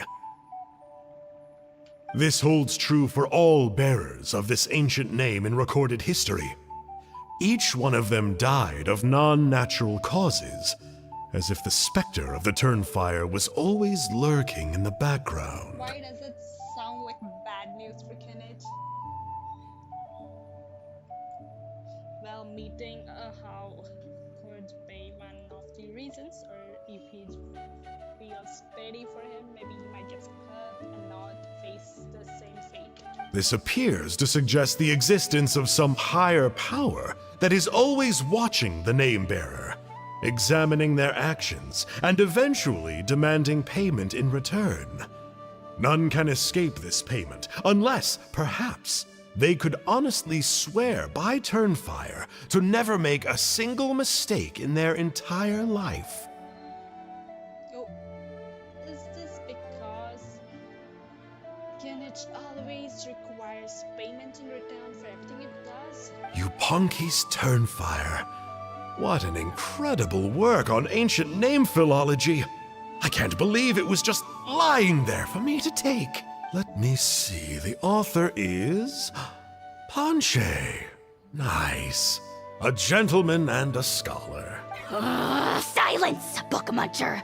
The great Kahulahow will suffer your droning voice no longer. Book muncher.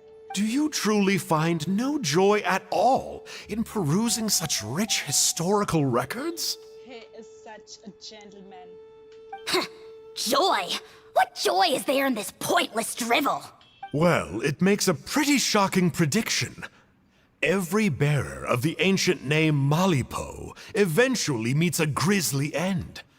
Maybe that's the price you pay for the name that means price? Malipo means prize. What? You're saying Kinich will die a violent death? So I'll finally get to take over his body? Wait, aren't you supposed to be his sidekick? Or the master? When will that glorious day arrive? The great Kahulahow demands to know! Wow, you are just irredeemable, aren't you? An agent of chaos down to the core. You make us Abyss Order folks look like saints in comparison. It must be really something when Abyss Lecter says that. Silence, maggot! To presume that anyone compares your kind with the great Kahulahow is sheer vanity. And if that day ever comes, oh, your doom will soon follow. You don't need to lecture me about Doomsday. Here's what I know, based on countless historical texts. All civilizations will be reduced to rubble by the passage of time. From ancient kingdoms, to heavenly thrones, to worlds beyond, there are no exceptions. But from the ruins of every civilization, the dust will rise and never settle, thus transcending the confines of time. That dust is what we call a civilization's spirit. That was some words from you. And you, great Kahul Ahau, are one such speck of dust from a bygone age. I've paid dearly for the chance to observe you up close. I wonder what did he pay? Now, let me take a good look at you. We'll see whether any memories of that age still remain inside you. Wait, did Kinich just have a deal that he can stay with Ahau and experiment on him?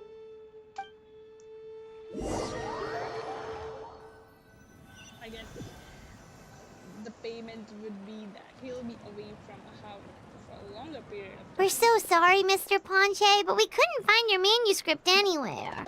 Does that mean all of my hard work was for nothing? That was driving real crazy. You gotta stay positive, Ponche. You might have lost the book, but the brains behind it are still intact. Surely you remember the main points at least? That's easy to say, but doing it in profession, it's so hard.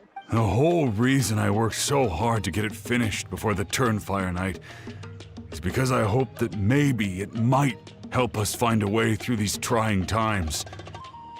But now, You mean you solved the Mountain King problem? well, not exactly.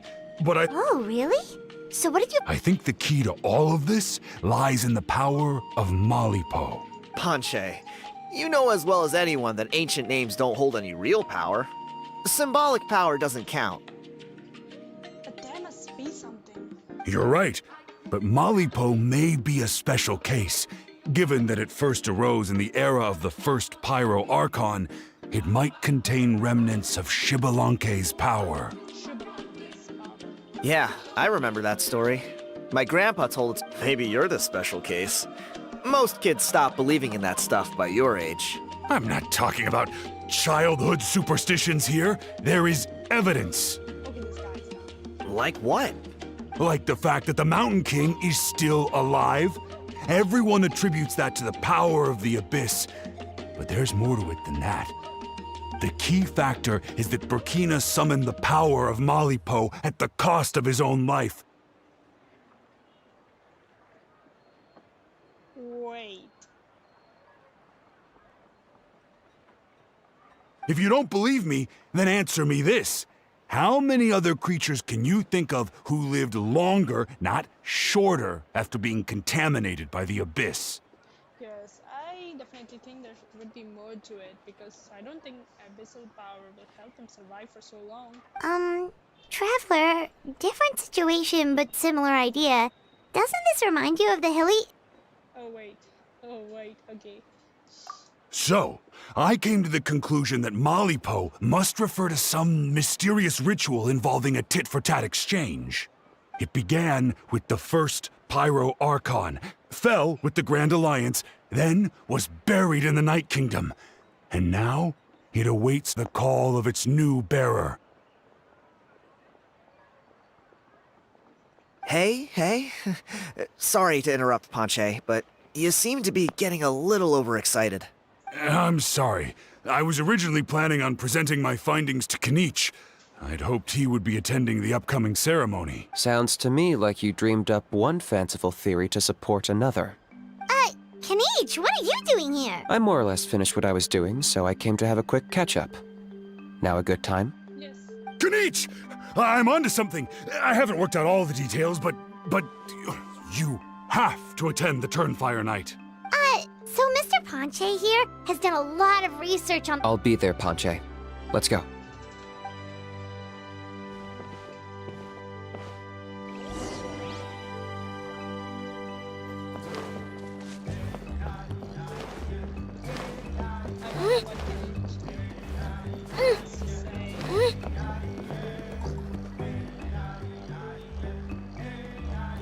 Here will do.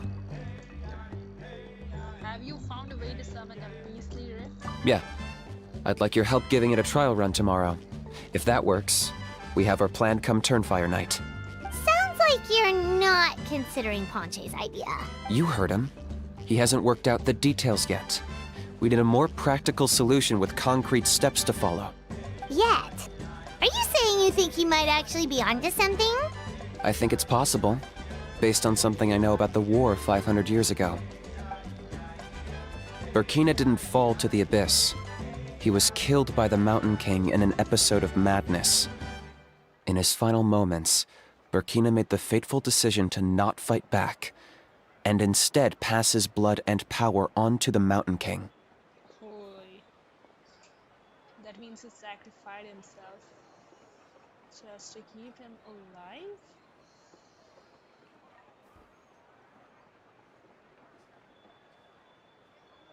Okay, that's tragic. Maybe he thought the Mountain King was stronger than him and more valuable to the tribe. Or maybe it was just out of loyalty to his friend. Either way, I can believe the Turnfire was involved. Whether you think his sacrifice triggered it, or his fate was sealed from the moment he took the Malipo name, it makes sense to me. How can you drop these truth bombs with such a straight face? This is what I've gleaned from my many interactions with the Mountain King. His mind is so disordered. It took some time to piece it all together. The story Elder Trinidad told you was the more palatable version of events. The truth is even darker. The Mountain King's mind isn't just disordered.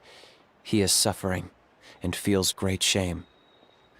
I believe he wants to be put out of his misery.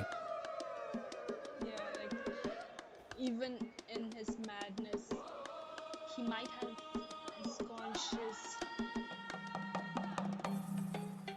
active when he unalived his master or his companion. Okay, that was dark. Killing your own companion in a fit of rage, that's terrible. What? Then what? Of course not. We should help him move to a new home. Okay, that's so cute, but your goal hasn't changed. It's the only practical solution. The Mountain King is a hero to my tribe. An object of worship, even. Ending his life would be like desecrating a statue. Still, he's been the cause of multiple disasters, and we can't afford to have any more. Ugh. Practical solutions hurt Paimon's brain. Can we follow our hearts next time? Then let's break for the day. I've already found a suitable venue for tomorrow.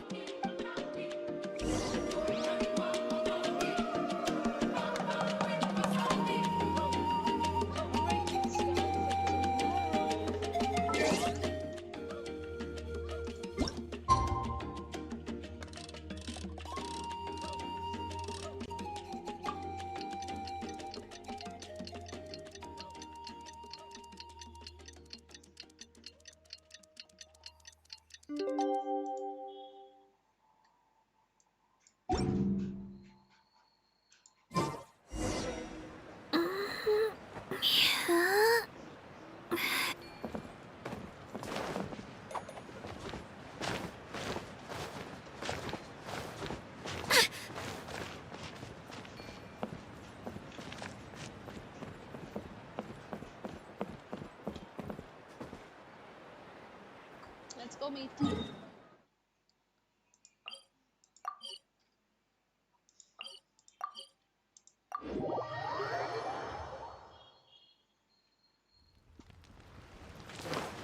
Kinich. You're here. Very punctual. Oh, so the gruesome twosome come crawling back. Here to make amends after the gross irreverence you displayed last time? Just look at their expressions. Very well. The almighty Dragon Lord Kahula How shall grant you the audience that you seek. Now pucker up and kiss our feet. Kinich looks so done. I'm surprised He's dealing a how with so much patience. Just look at Paimon's Max. Kinich, didn't you say you found him a teacher? He's just as out of control as ever! Hey! No one gets to discipline the almighty Dragon Lord Kahula How! No one! Asking the real questions. How do you put up with this behavior? Maybe because I've never had a gentle-natured companion like Paimon to compare against. Oh, well, makes sense.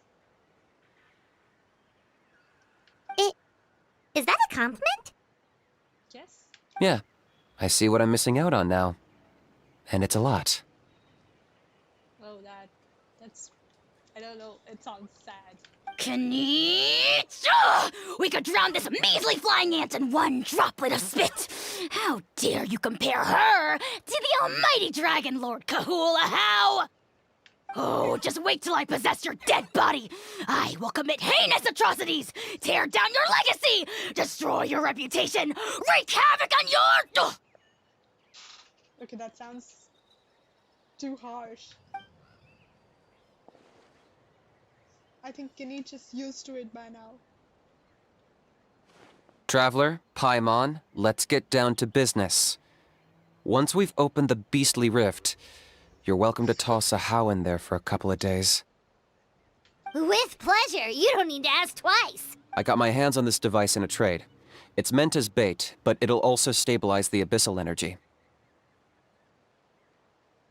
The Rift Towns will tear through space to get to this.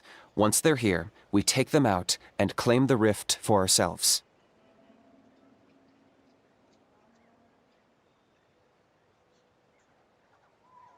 How did you manage to get your hands on this? You'll find out soon enough. First, let's try this out. Oh.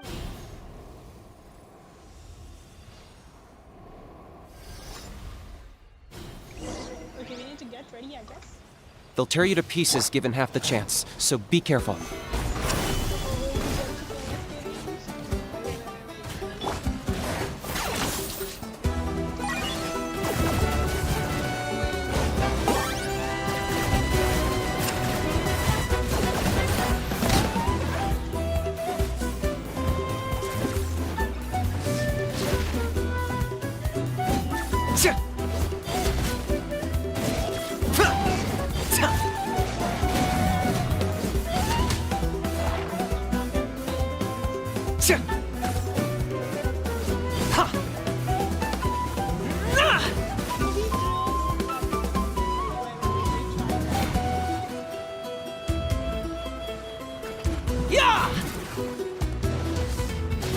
Time for you to pay the price.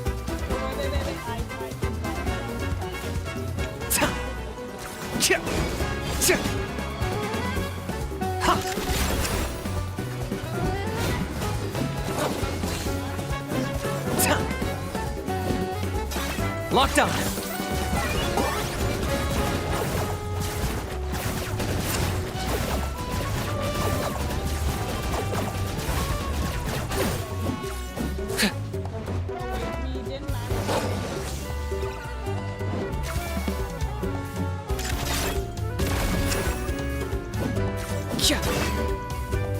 Target acquired.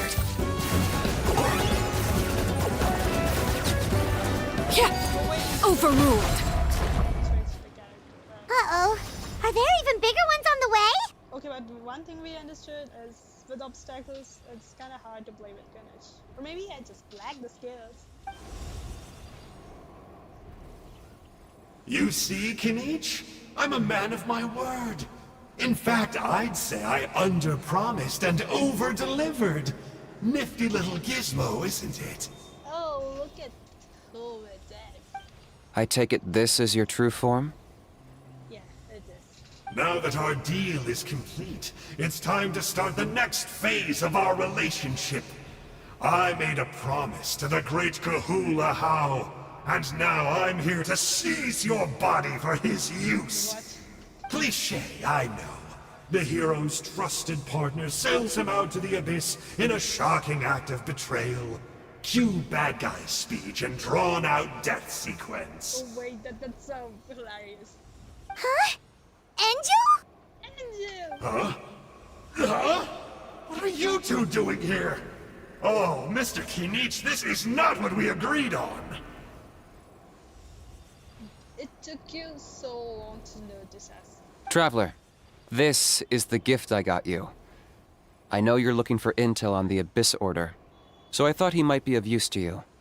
Well, But it looks like you've already met. yeah, and have beaten him up before. Yikes. Frosty reception. Gotta say, I kinda pictured this moment going a little differently. Tears of joy welling up in your eyes as you say the words, "It's good to see you again, old friend." Okay, maybe I haven't said that. It's good to see you again, old friend. This guy is so interesting. Don't be ridiculous. Sounds like you've been reading too many romance novels. Oh, that's true. There we have it. Change is inevitable and nothing lasts forever. What a pity. Well then, time for you to meet the new me. This time, please call me Sanka. Sanka! Aha! So you're Glasses Guy! You tricked Huni and Toba into telling you a bunch of stories! So, what's your real name? For some reason, I feel like he's forgotten it. But let's see. What does it matter? A name is a superficial label. It's what's deep down inside that counts. And I've shown you the deepest parts of me. You mean the masochistic parts? That would explain a lot. Why else would you show up here and start acting like a wise guy? You looking for a fight? I'll pass. I do rather like you, as I've said before. But my one quibble is that you really don't know your own strength. Wait a dang minute. Oh, he just said he likes us. Second thing, we don't really know our own strength. So it's sealed within us. Alright then, what are you doing here? Wait, of course! You're the one behind all the recent Abyss activity! Let Paimon guess, you've been provoking the Mountain King too! I don't think so. It's him this time either. Haven't I told you before? I'm not part of the inner circle who do our highnesses' bidding. My interests are far more low stakes. And what is it, I wonder? I spend my time digging for truth in ancient doodads and books. You really think a benchwarmer like me is capable of more than that? Oh, he's a bench warmer. I investigated him. He's not connected to the recent events. Just happens to be in the area. Oh, how do you know this, Kinich? So, I struck a deal with him. He helps me summon a rift. I allow him to do some historical research. But that's all over. And now Kinich wants to hand me over to you. Well, I was hoping this would be an opportune moment to whisk away his body. No way we're going to allow you to do that, Sanka.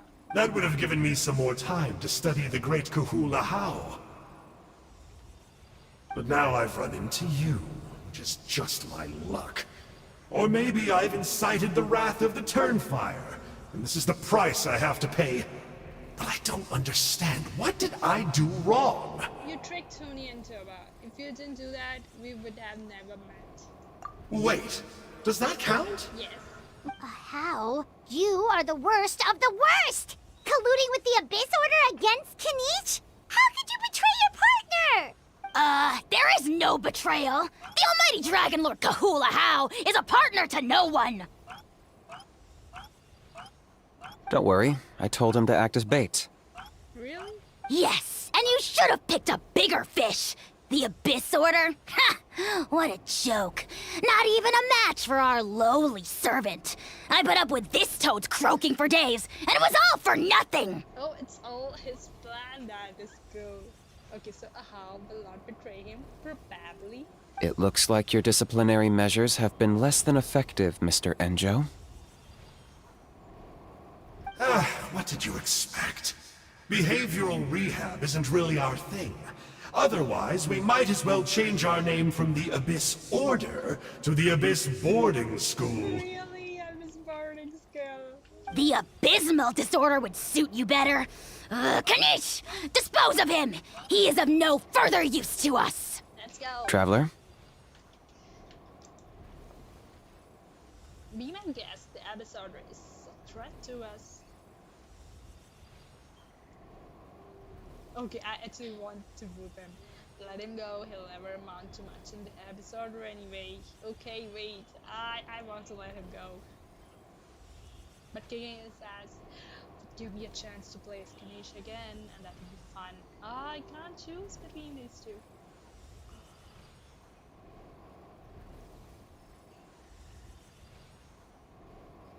Okay, since he doesn't want to fight us, I'll let him go. You see, this is why I like you. Still, you shouldn't underestimate me just because I'm a lowly clerk. I know. I could never beat you in a straight-up fight. But when it comes to running away, I won't lose to anyone. Alright, alright. Do me a favor and remember how fast I disappear.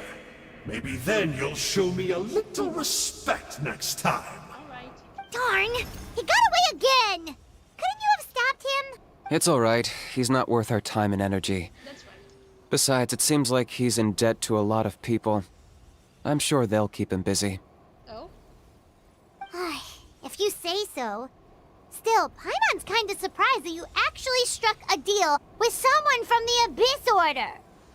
To borrow that guy's words, names are superficial labels. Whether you call it the Abyss Order or anything else, it's a broad generalization at best. Think of it like apples that have fallen from a tree. If you tasted each one, you'd find that they're all at different stages of ripening. Wait. I lost you.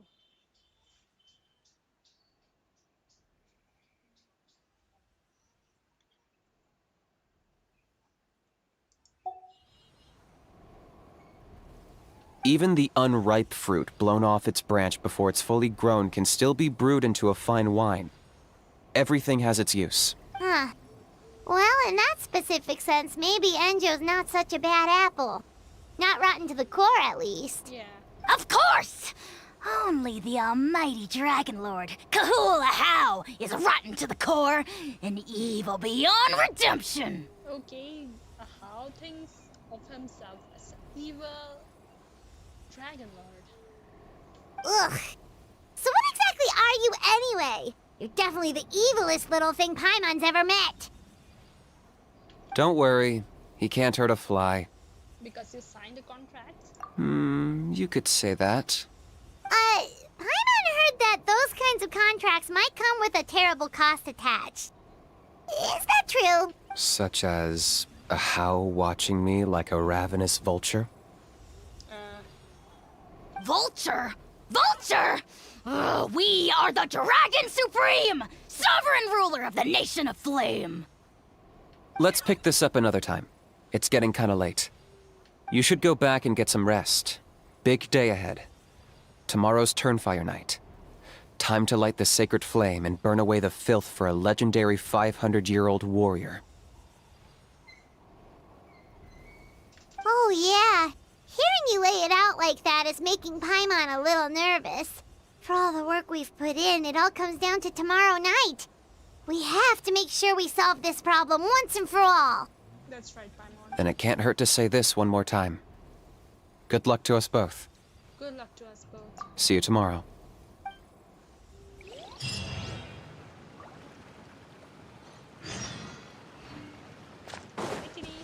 What happened to getting some rest? I'm still a little anxious about ENJOU. You're cautious, like me. I get it. But don't worry, like I said, I investigated, and I'm confident he has nothing to do with the Mountain King situation. Before he got tangled up with us, he was looking into the Mare Javari. That's another major part of Natlan's history. Our ancestor, Burkina, once fought a campaign there alongside the 5 other heroes. But it's not such an easy place to get to these days. That's about all I know, though. I have yet to take a job that involves the Mare Javari. What happened to getting some rest? I'm pretty curious about Ahau. Ahau's piqued your interest, huh? It's true that he's a relic from an earlier Saurian age, but since we're bound to each other by contract, you can see him as my companion for now. I know he can be awful, but don't worry. As long as I'm still around, he can't do that much damage. As long as you're around. So what happens after you're gone? Don't die, Kinich.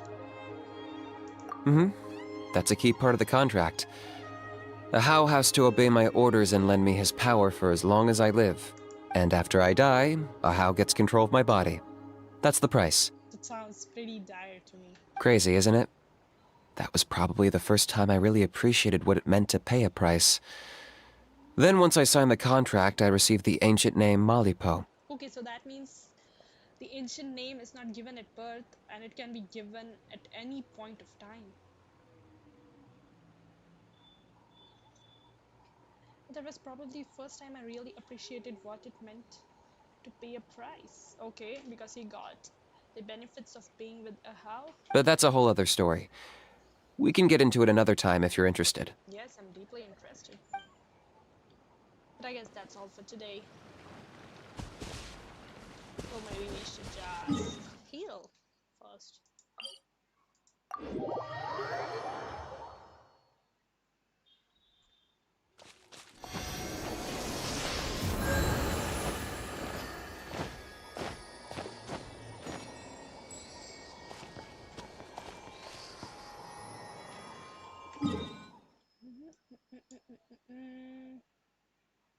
Okay, we need to wait till tomorrow.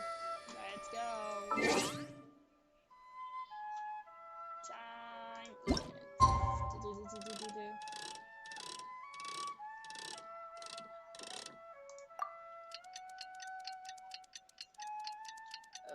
Okay.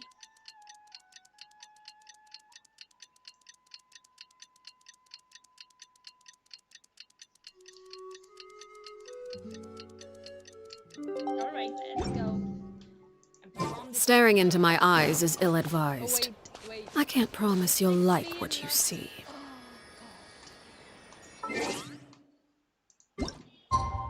Okay. I guess we'll have to do it again.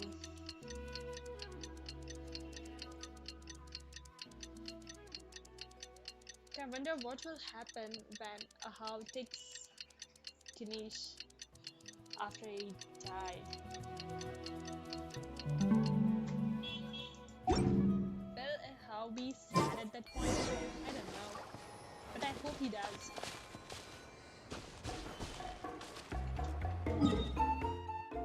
But wouldn't that make Kinich a rather important person in the story?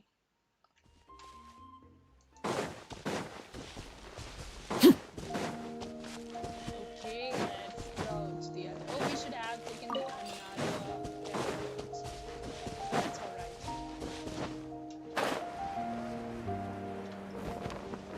Okay, that was not we're alive, guys.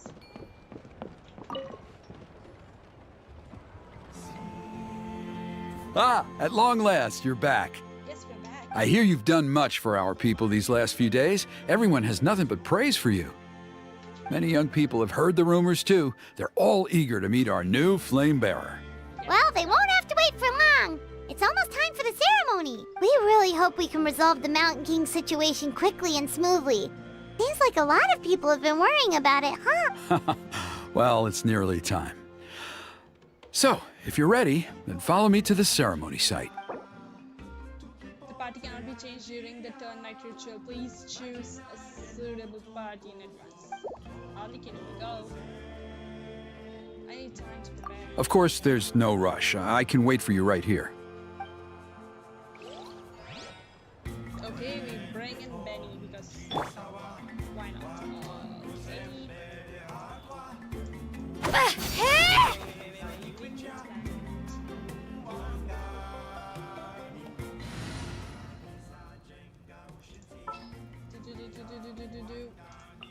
I won't hold you back.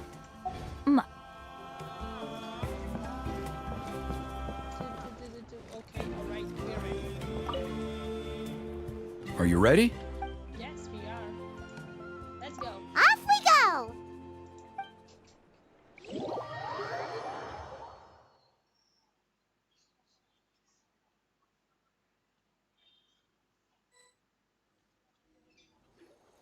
Here we are.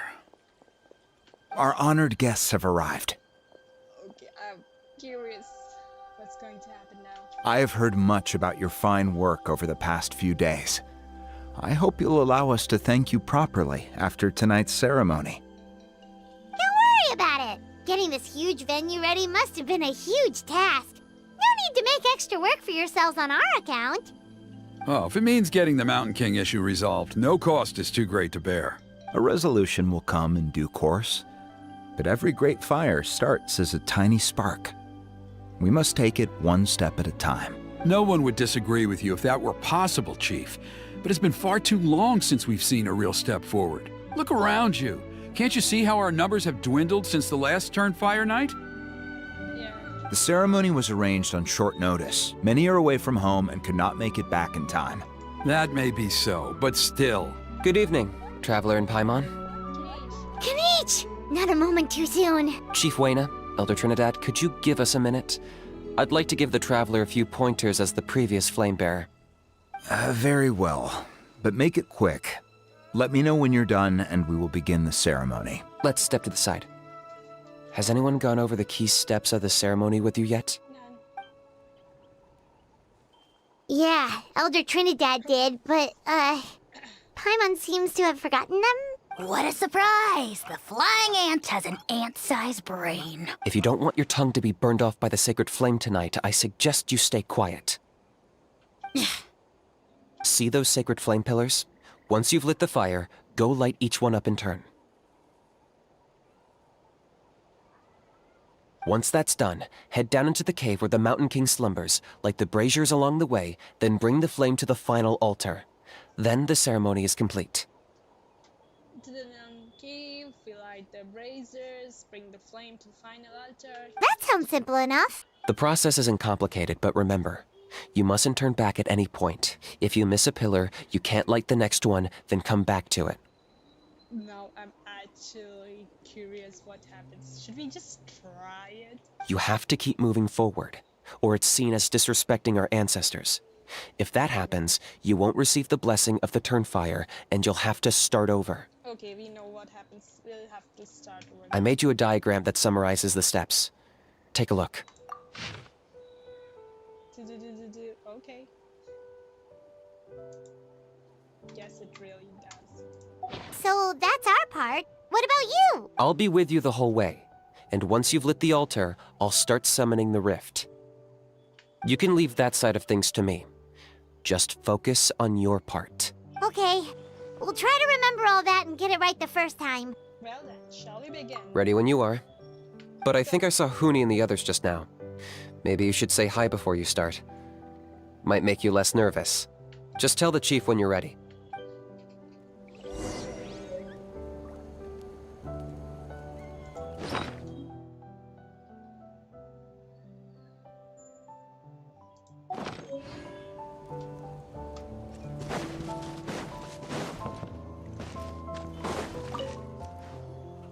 How are you doing?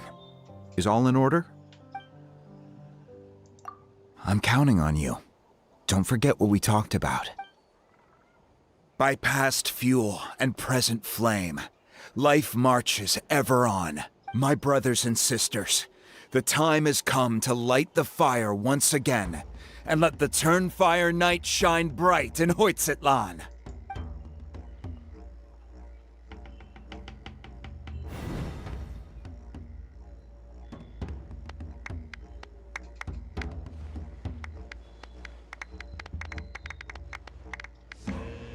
Alright, the trial starts now.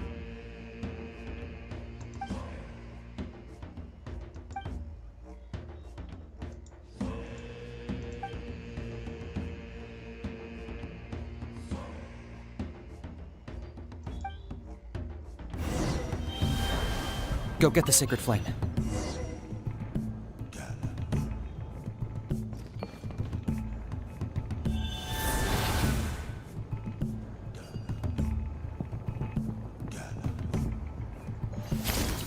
Nicely done.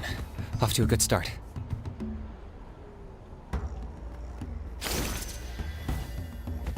Great stuff.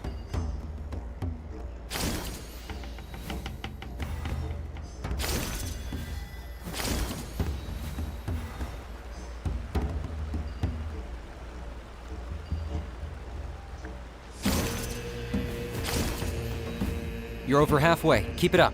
So Kinich encouraged us. It's quite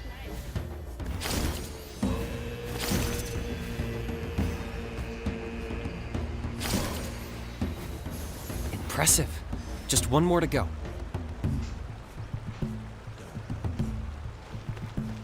Come on, one last push. The final sacred flame pillar is up ahead.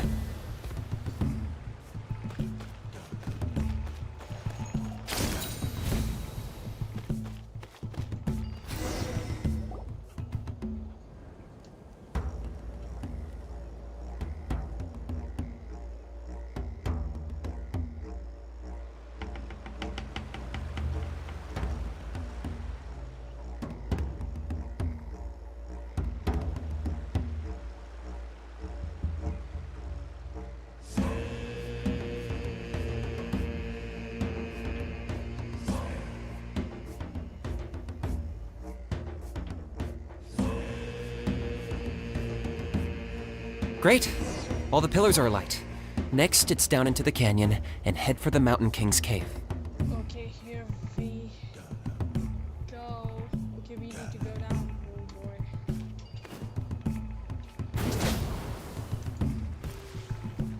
Okay, it's down there.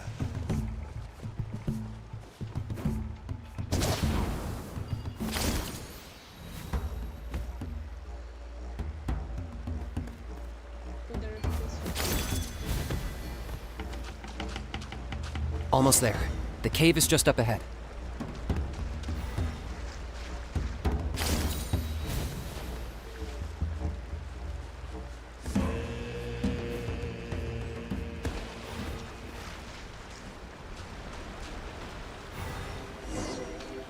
The Abyss presence is growing strong. We should deal with the contamination first.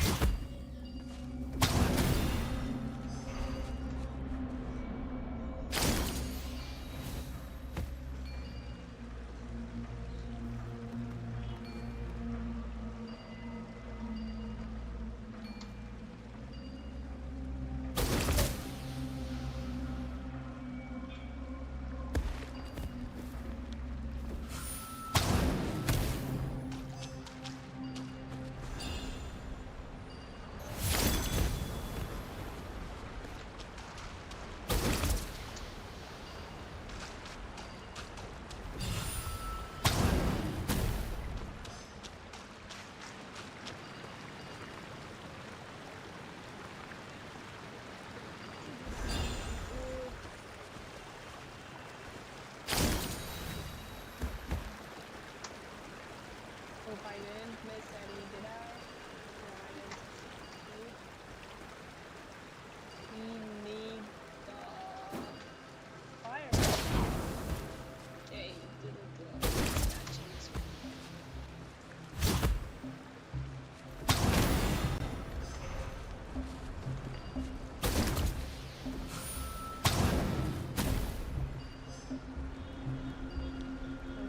Alright, one last one.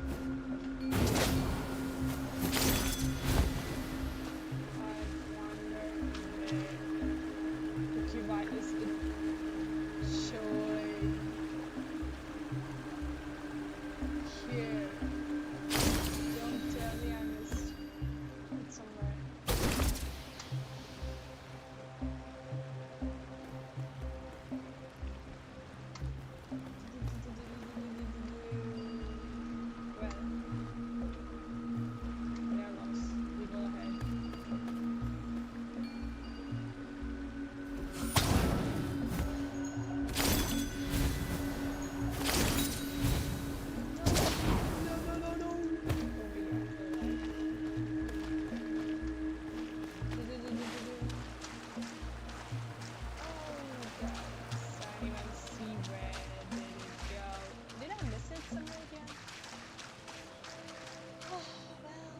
there is one. It's contamination of the level.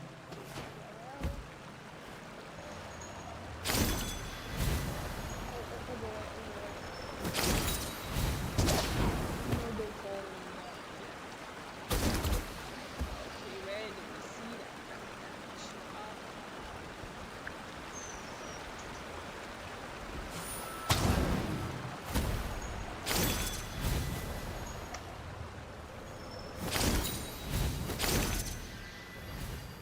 Oh god, we missed this now. What? Well, right, let's go next. Oh well, nothing happened. Well, I guess we are safe. Maybe it was the last one, who knows.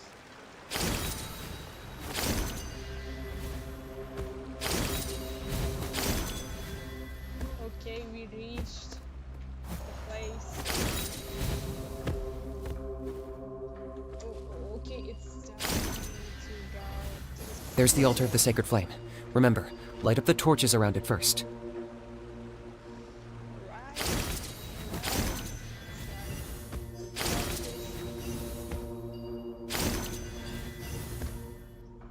Final one. Right. Down. Last one.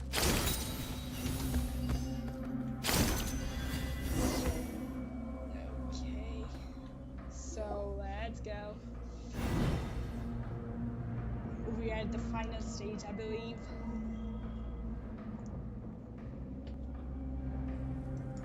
Woohoo! We've lit up the final altar! Finally.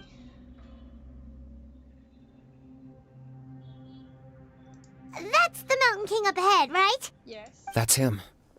Kangamato, king of the Yumkasaurs from 500 years ago. Yumkasaurus. He's very powerful. Alright. Paimon can tell. He is huge. Let's tread carefully. We don't want to wake him up. Should we pretend to purify the king? You've made it at last. You did even better than I expected. I guess the people are waiting for us here. Traveler, now comes the final and most important step of the ceremony. Please use the power of the sacred flame to cleanse the Mountain King of abyssal filth. There's no need this time. Okay. Hmm? Kinich about to reveal his plan. Such strong abyssal power. What is that thing? He's gonna summon an abyss lector. Okay, that was a joke. Kinich! What is the meaning of this? He betrayed you guys.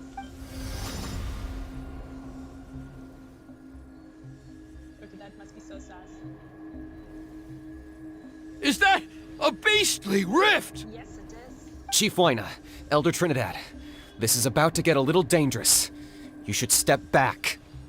But how are you going to get him to get inside the trip? What do you think you're doing? Solving the Mountain King issue. You mean by having him torn to pieces by rift hounds? Okay, that's pretty gory. No, stop! We can't let that happen! Foolish Locust! Ugh, can't you see? We're trying to shove your Locust King into the beastly rift! But... I'm sorry, Chief Waina and Elder Trinidad. This is the only way. Can you promise me that no harm will come to the Mountain King? We can't, can we? I can't guarantee it, but I'm fairly confident. Traveler, this is not what we agreed on. You must cleanse the Mountain King of every last trace of abyssal contamination. I have changed my mind. I don't want the king to die. Okay, I see what this is. You've been in cahoots this whole time! Yes. Okay, we must stop him. Oh wait, no, what is he doing? No way. Did he just break the device? Ugh, you imbecile! What have you done? Oh no! The device is destroyed! You forced my hand. I had no choice. Elder Trinidad! What are you doing? Okay. No! The Mountain King is waking up! He will cause even more casualties!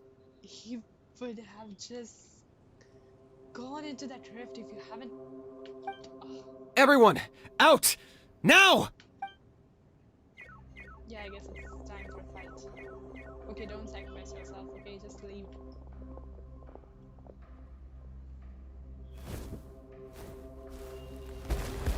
Oh, his eyes.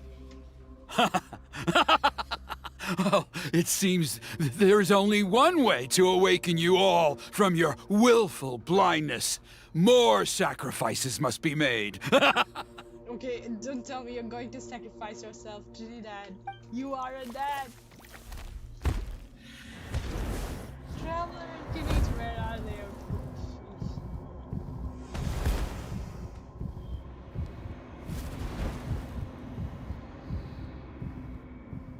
Sheesh. Take me, O Mountain King! Take me as your next sacrifice! No!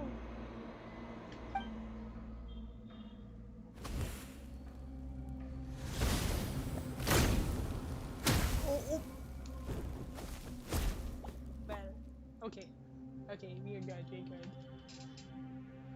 And Traveler doesn't have the... Everyone's still outside.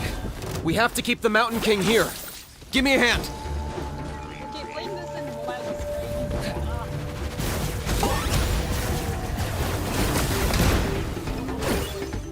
easy. Two can play at that game.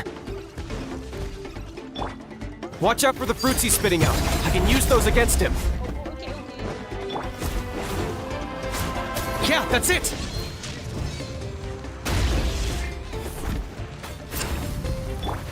Target...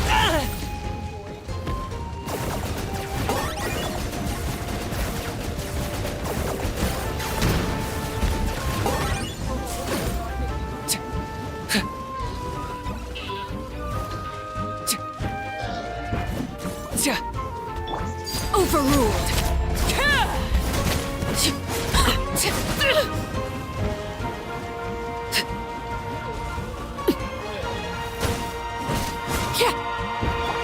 I got him cornered!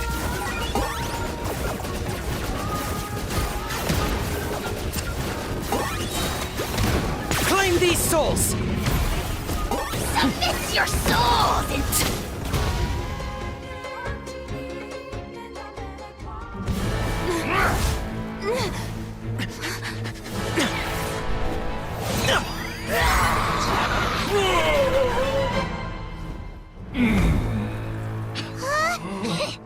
What do we do? We can't open the rift!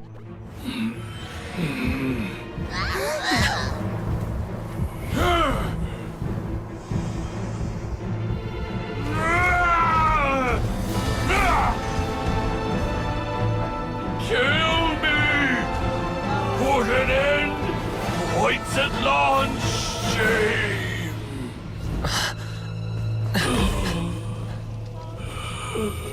By past fuel and present flame, life marches ever on.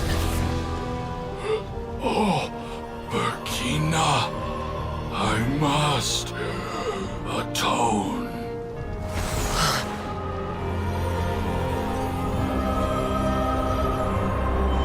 Just do your thing. Patience. We will answer to the fire for all our deeds. Even if one day I fall behind, never look back. Keep moving forward, as we are now.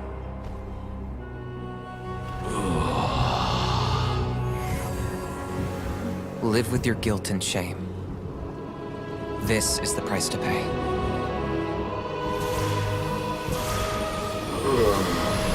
Heir to the Turnfire, please use my ruined vessel to train the heroes of the future. The will of Kangamato will march ever on, till the abyss is stamped out. Holy. Okay, that was bad. And I feel bad for him, but holy.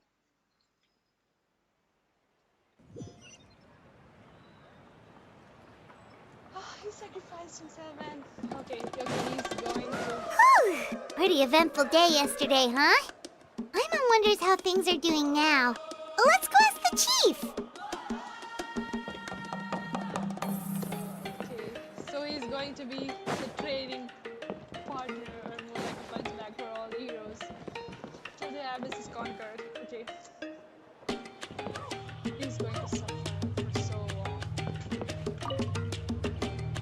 Traveler, you've come at just the right time. I have some good news for you.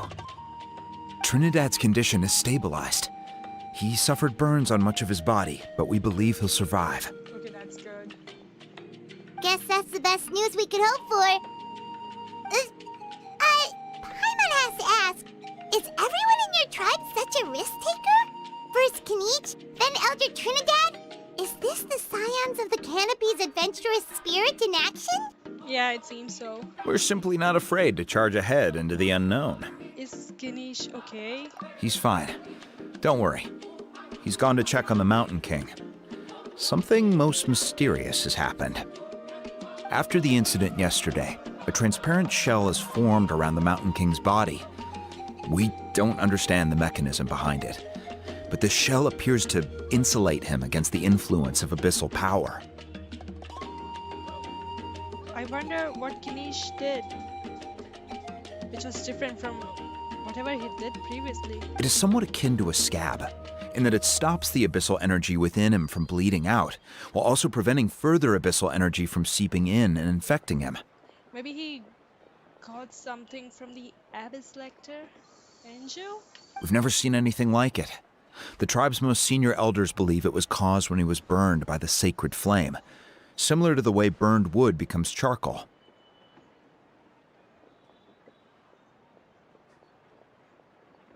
I think their theory makes sense. After all, we've never thrown the Mountain King directly into the sacred flame before. Wow. So it's made a barrier against abyssal energy? That's a good thing, right? Yes. It's practically a miracle from what we've seen of it so far.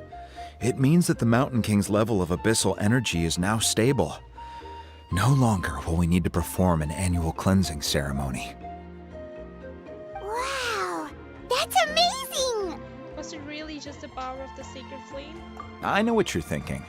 The young people in the tribe are already speculating that yesterday's ceremony was a Turnfire night like none other in our history. Because you and Kinich, you summoned the very flame that appears in our ancient legends. A great transparent ball of fire. And that fire is what saved the Mountain King. Whoa!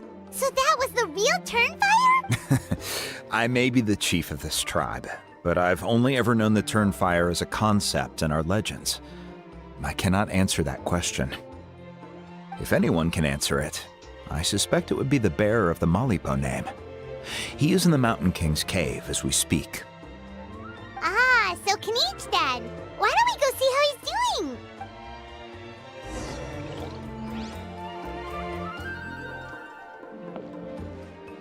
Okay, let's go and find him.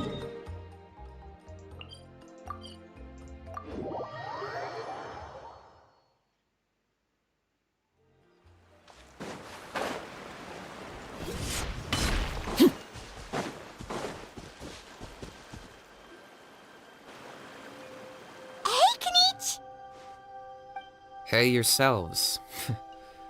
You two doing okay after yesterday? Yes. We were gonna ask you the same question. You scared Paimon half to death when you rushed into the fire.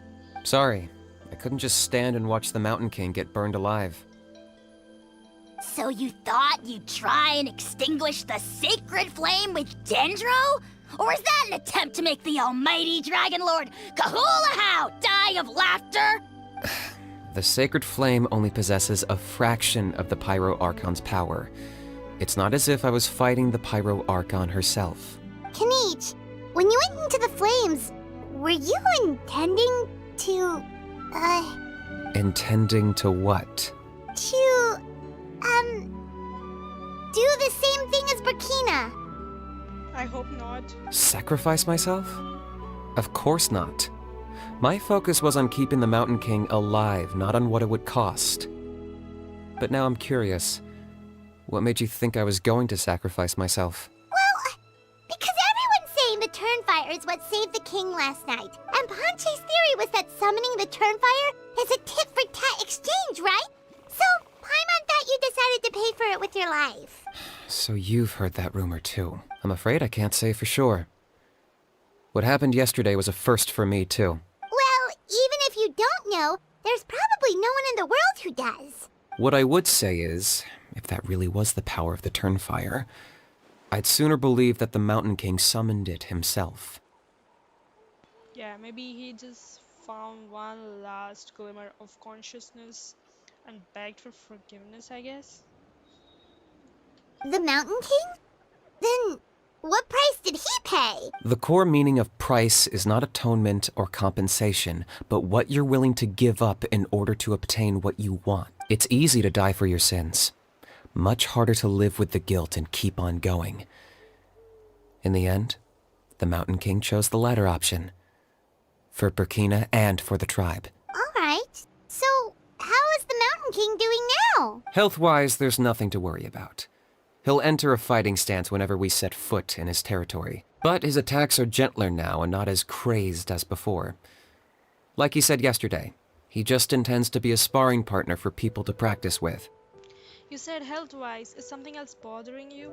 Yeah, I tried communicating with him again, but he didn't respond. We dare say that Locust King has well and truly lost its mind. The lights are on, but nobody is home. Okay, how do you mean he lost his soul or something? Maybe he traded his soul. Oh, I don't know. Its body remains fighting fit thanks to the perverse power of the Abyss, but time has been less kind to its soul. It was ground to a pulp long ago. But we saw him come back to his senses yesterday. That was merely one last burst of brain activity before it croaked. As you humans would say, it went out with a bang. Oh, come on! Stop being such a doomer. Paimon bets the Mountain King has finally let go of the tragedies of the past now, and is focusing on moving forward. That's why he doesn't have time to chat with us. He's too busy thinking about the future. Okay, Paimon, that is too optimistic. I don't know. Well, at least it means my fellow tribespeople can move forward now, too. Thank you for your help, Traveler. I owe you one. Nah, you already gave me that gift. Yeah, that's right. You caught ENJOU for us, remember? But he ended up being completely useless. It's not a fair trade if you lost out. That's on him. It's not your fault he's useless. Besides, we're friends now. You don't owe us anything. That's right. Friends? But your friendship is an even more valuable gift. I can't in good conscience accept it for free. I don't think friendship comes with a price, Kinich. So, promise me. If you need anything in the future, you'll come to me. Oh? For you, I'll do anything. Okay, that was fire. Okay, hear it again. So, promise me. If you need anything in the future, you'll come to me. For you, I'll do anything. Oh my god, again? For you, I'll do anything. For you, I'll do anything. For you, I'll do anything. Alright, that's it. Okay, she looks so happy.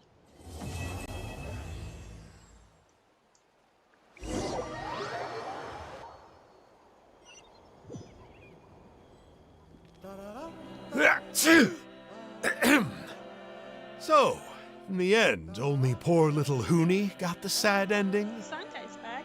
Yeah, everyone's happy except me. First Nana, then my dad.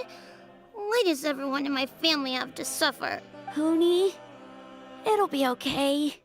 Your dad will get better soon. Toba, you're my friend, so I shouldn't say this to your face. But it was all the Mountain King's fault. Huh? Now hold your horses, kiddo. If you promise not to fight, Uncle Sanka will tell you a story. Story time. Okay, before you roll your eyes out of your skull, I promise you can trust me. I almost got my eyebrows burned off by the turnfire after last time. That's why I came back, to make it up to you. Okay, he's a cool uncle. All right, I'll just get to the point. Do you know what Uncle Sanka loves the most about your people? What? Your extreme sports. Huh? On my first day here, I got hit by someone falling out of the sky. I believe you call it bungee jumping? It's a dangerous sport, to be sure, but the courage it took to make the jump impressed the heck out of me. So, I introduced myself to the jumper, we made friends, and I even helped treat her wounds. Oh, such a nice friend. Of course. Anyway, the good times didn't last, because I got captured by a powerful foe, so we had to part ways for a while. In the hands of the enemy, I was scorned, scolded, and nearly given away as a gift. Oh, it was so humiliating.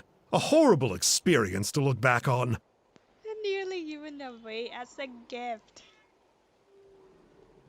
Why does Uncle Sanka always have to suffer, I thought.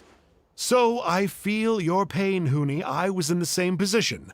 Okay. But in the end, I made it through, and I left all of those painful memories in the past. I even managed to reunite with my friend. Is that it?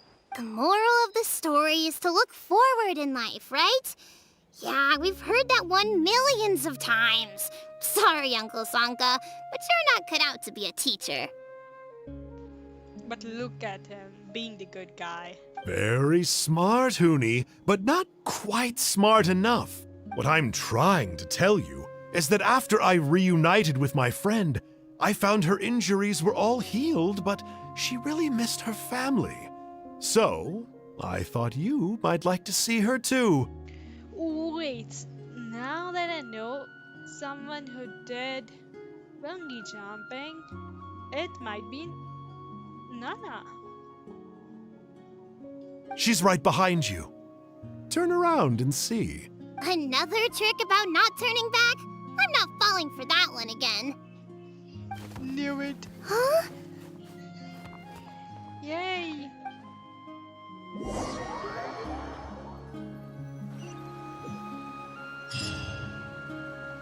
Okay, that was so nice of him.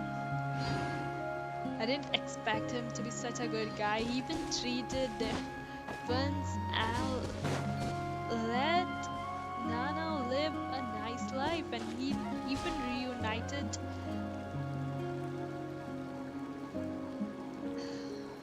him with the family. It was so cute. Okay, alright chat, that's it for today's stream. See you guys later. Bye.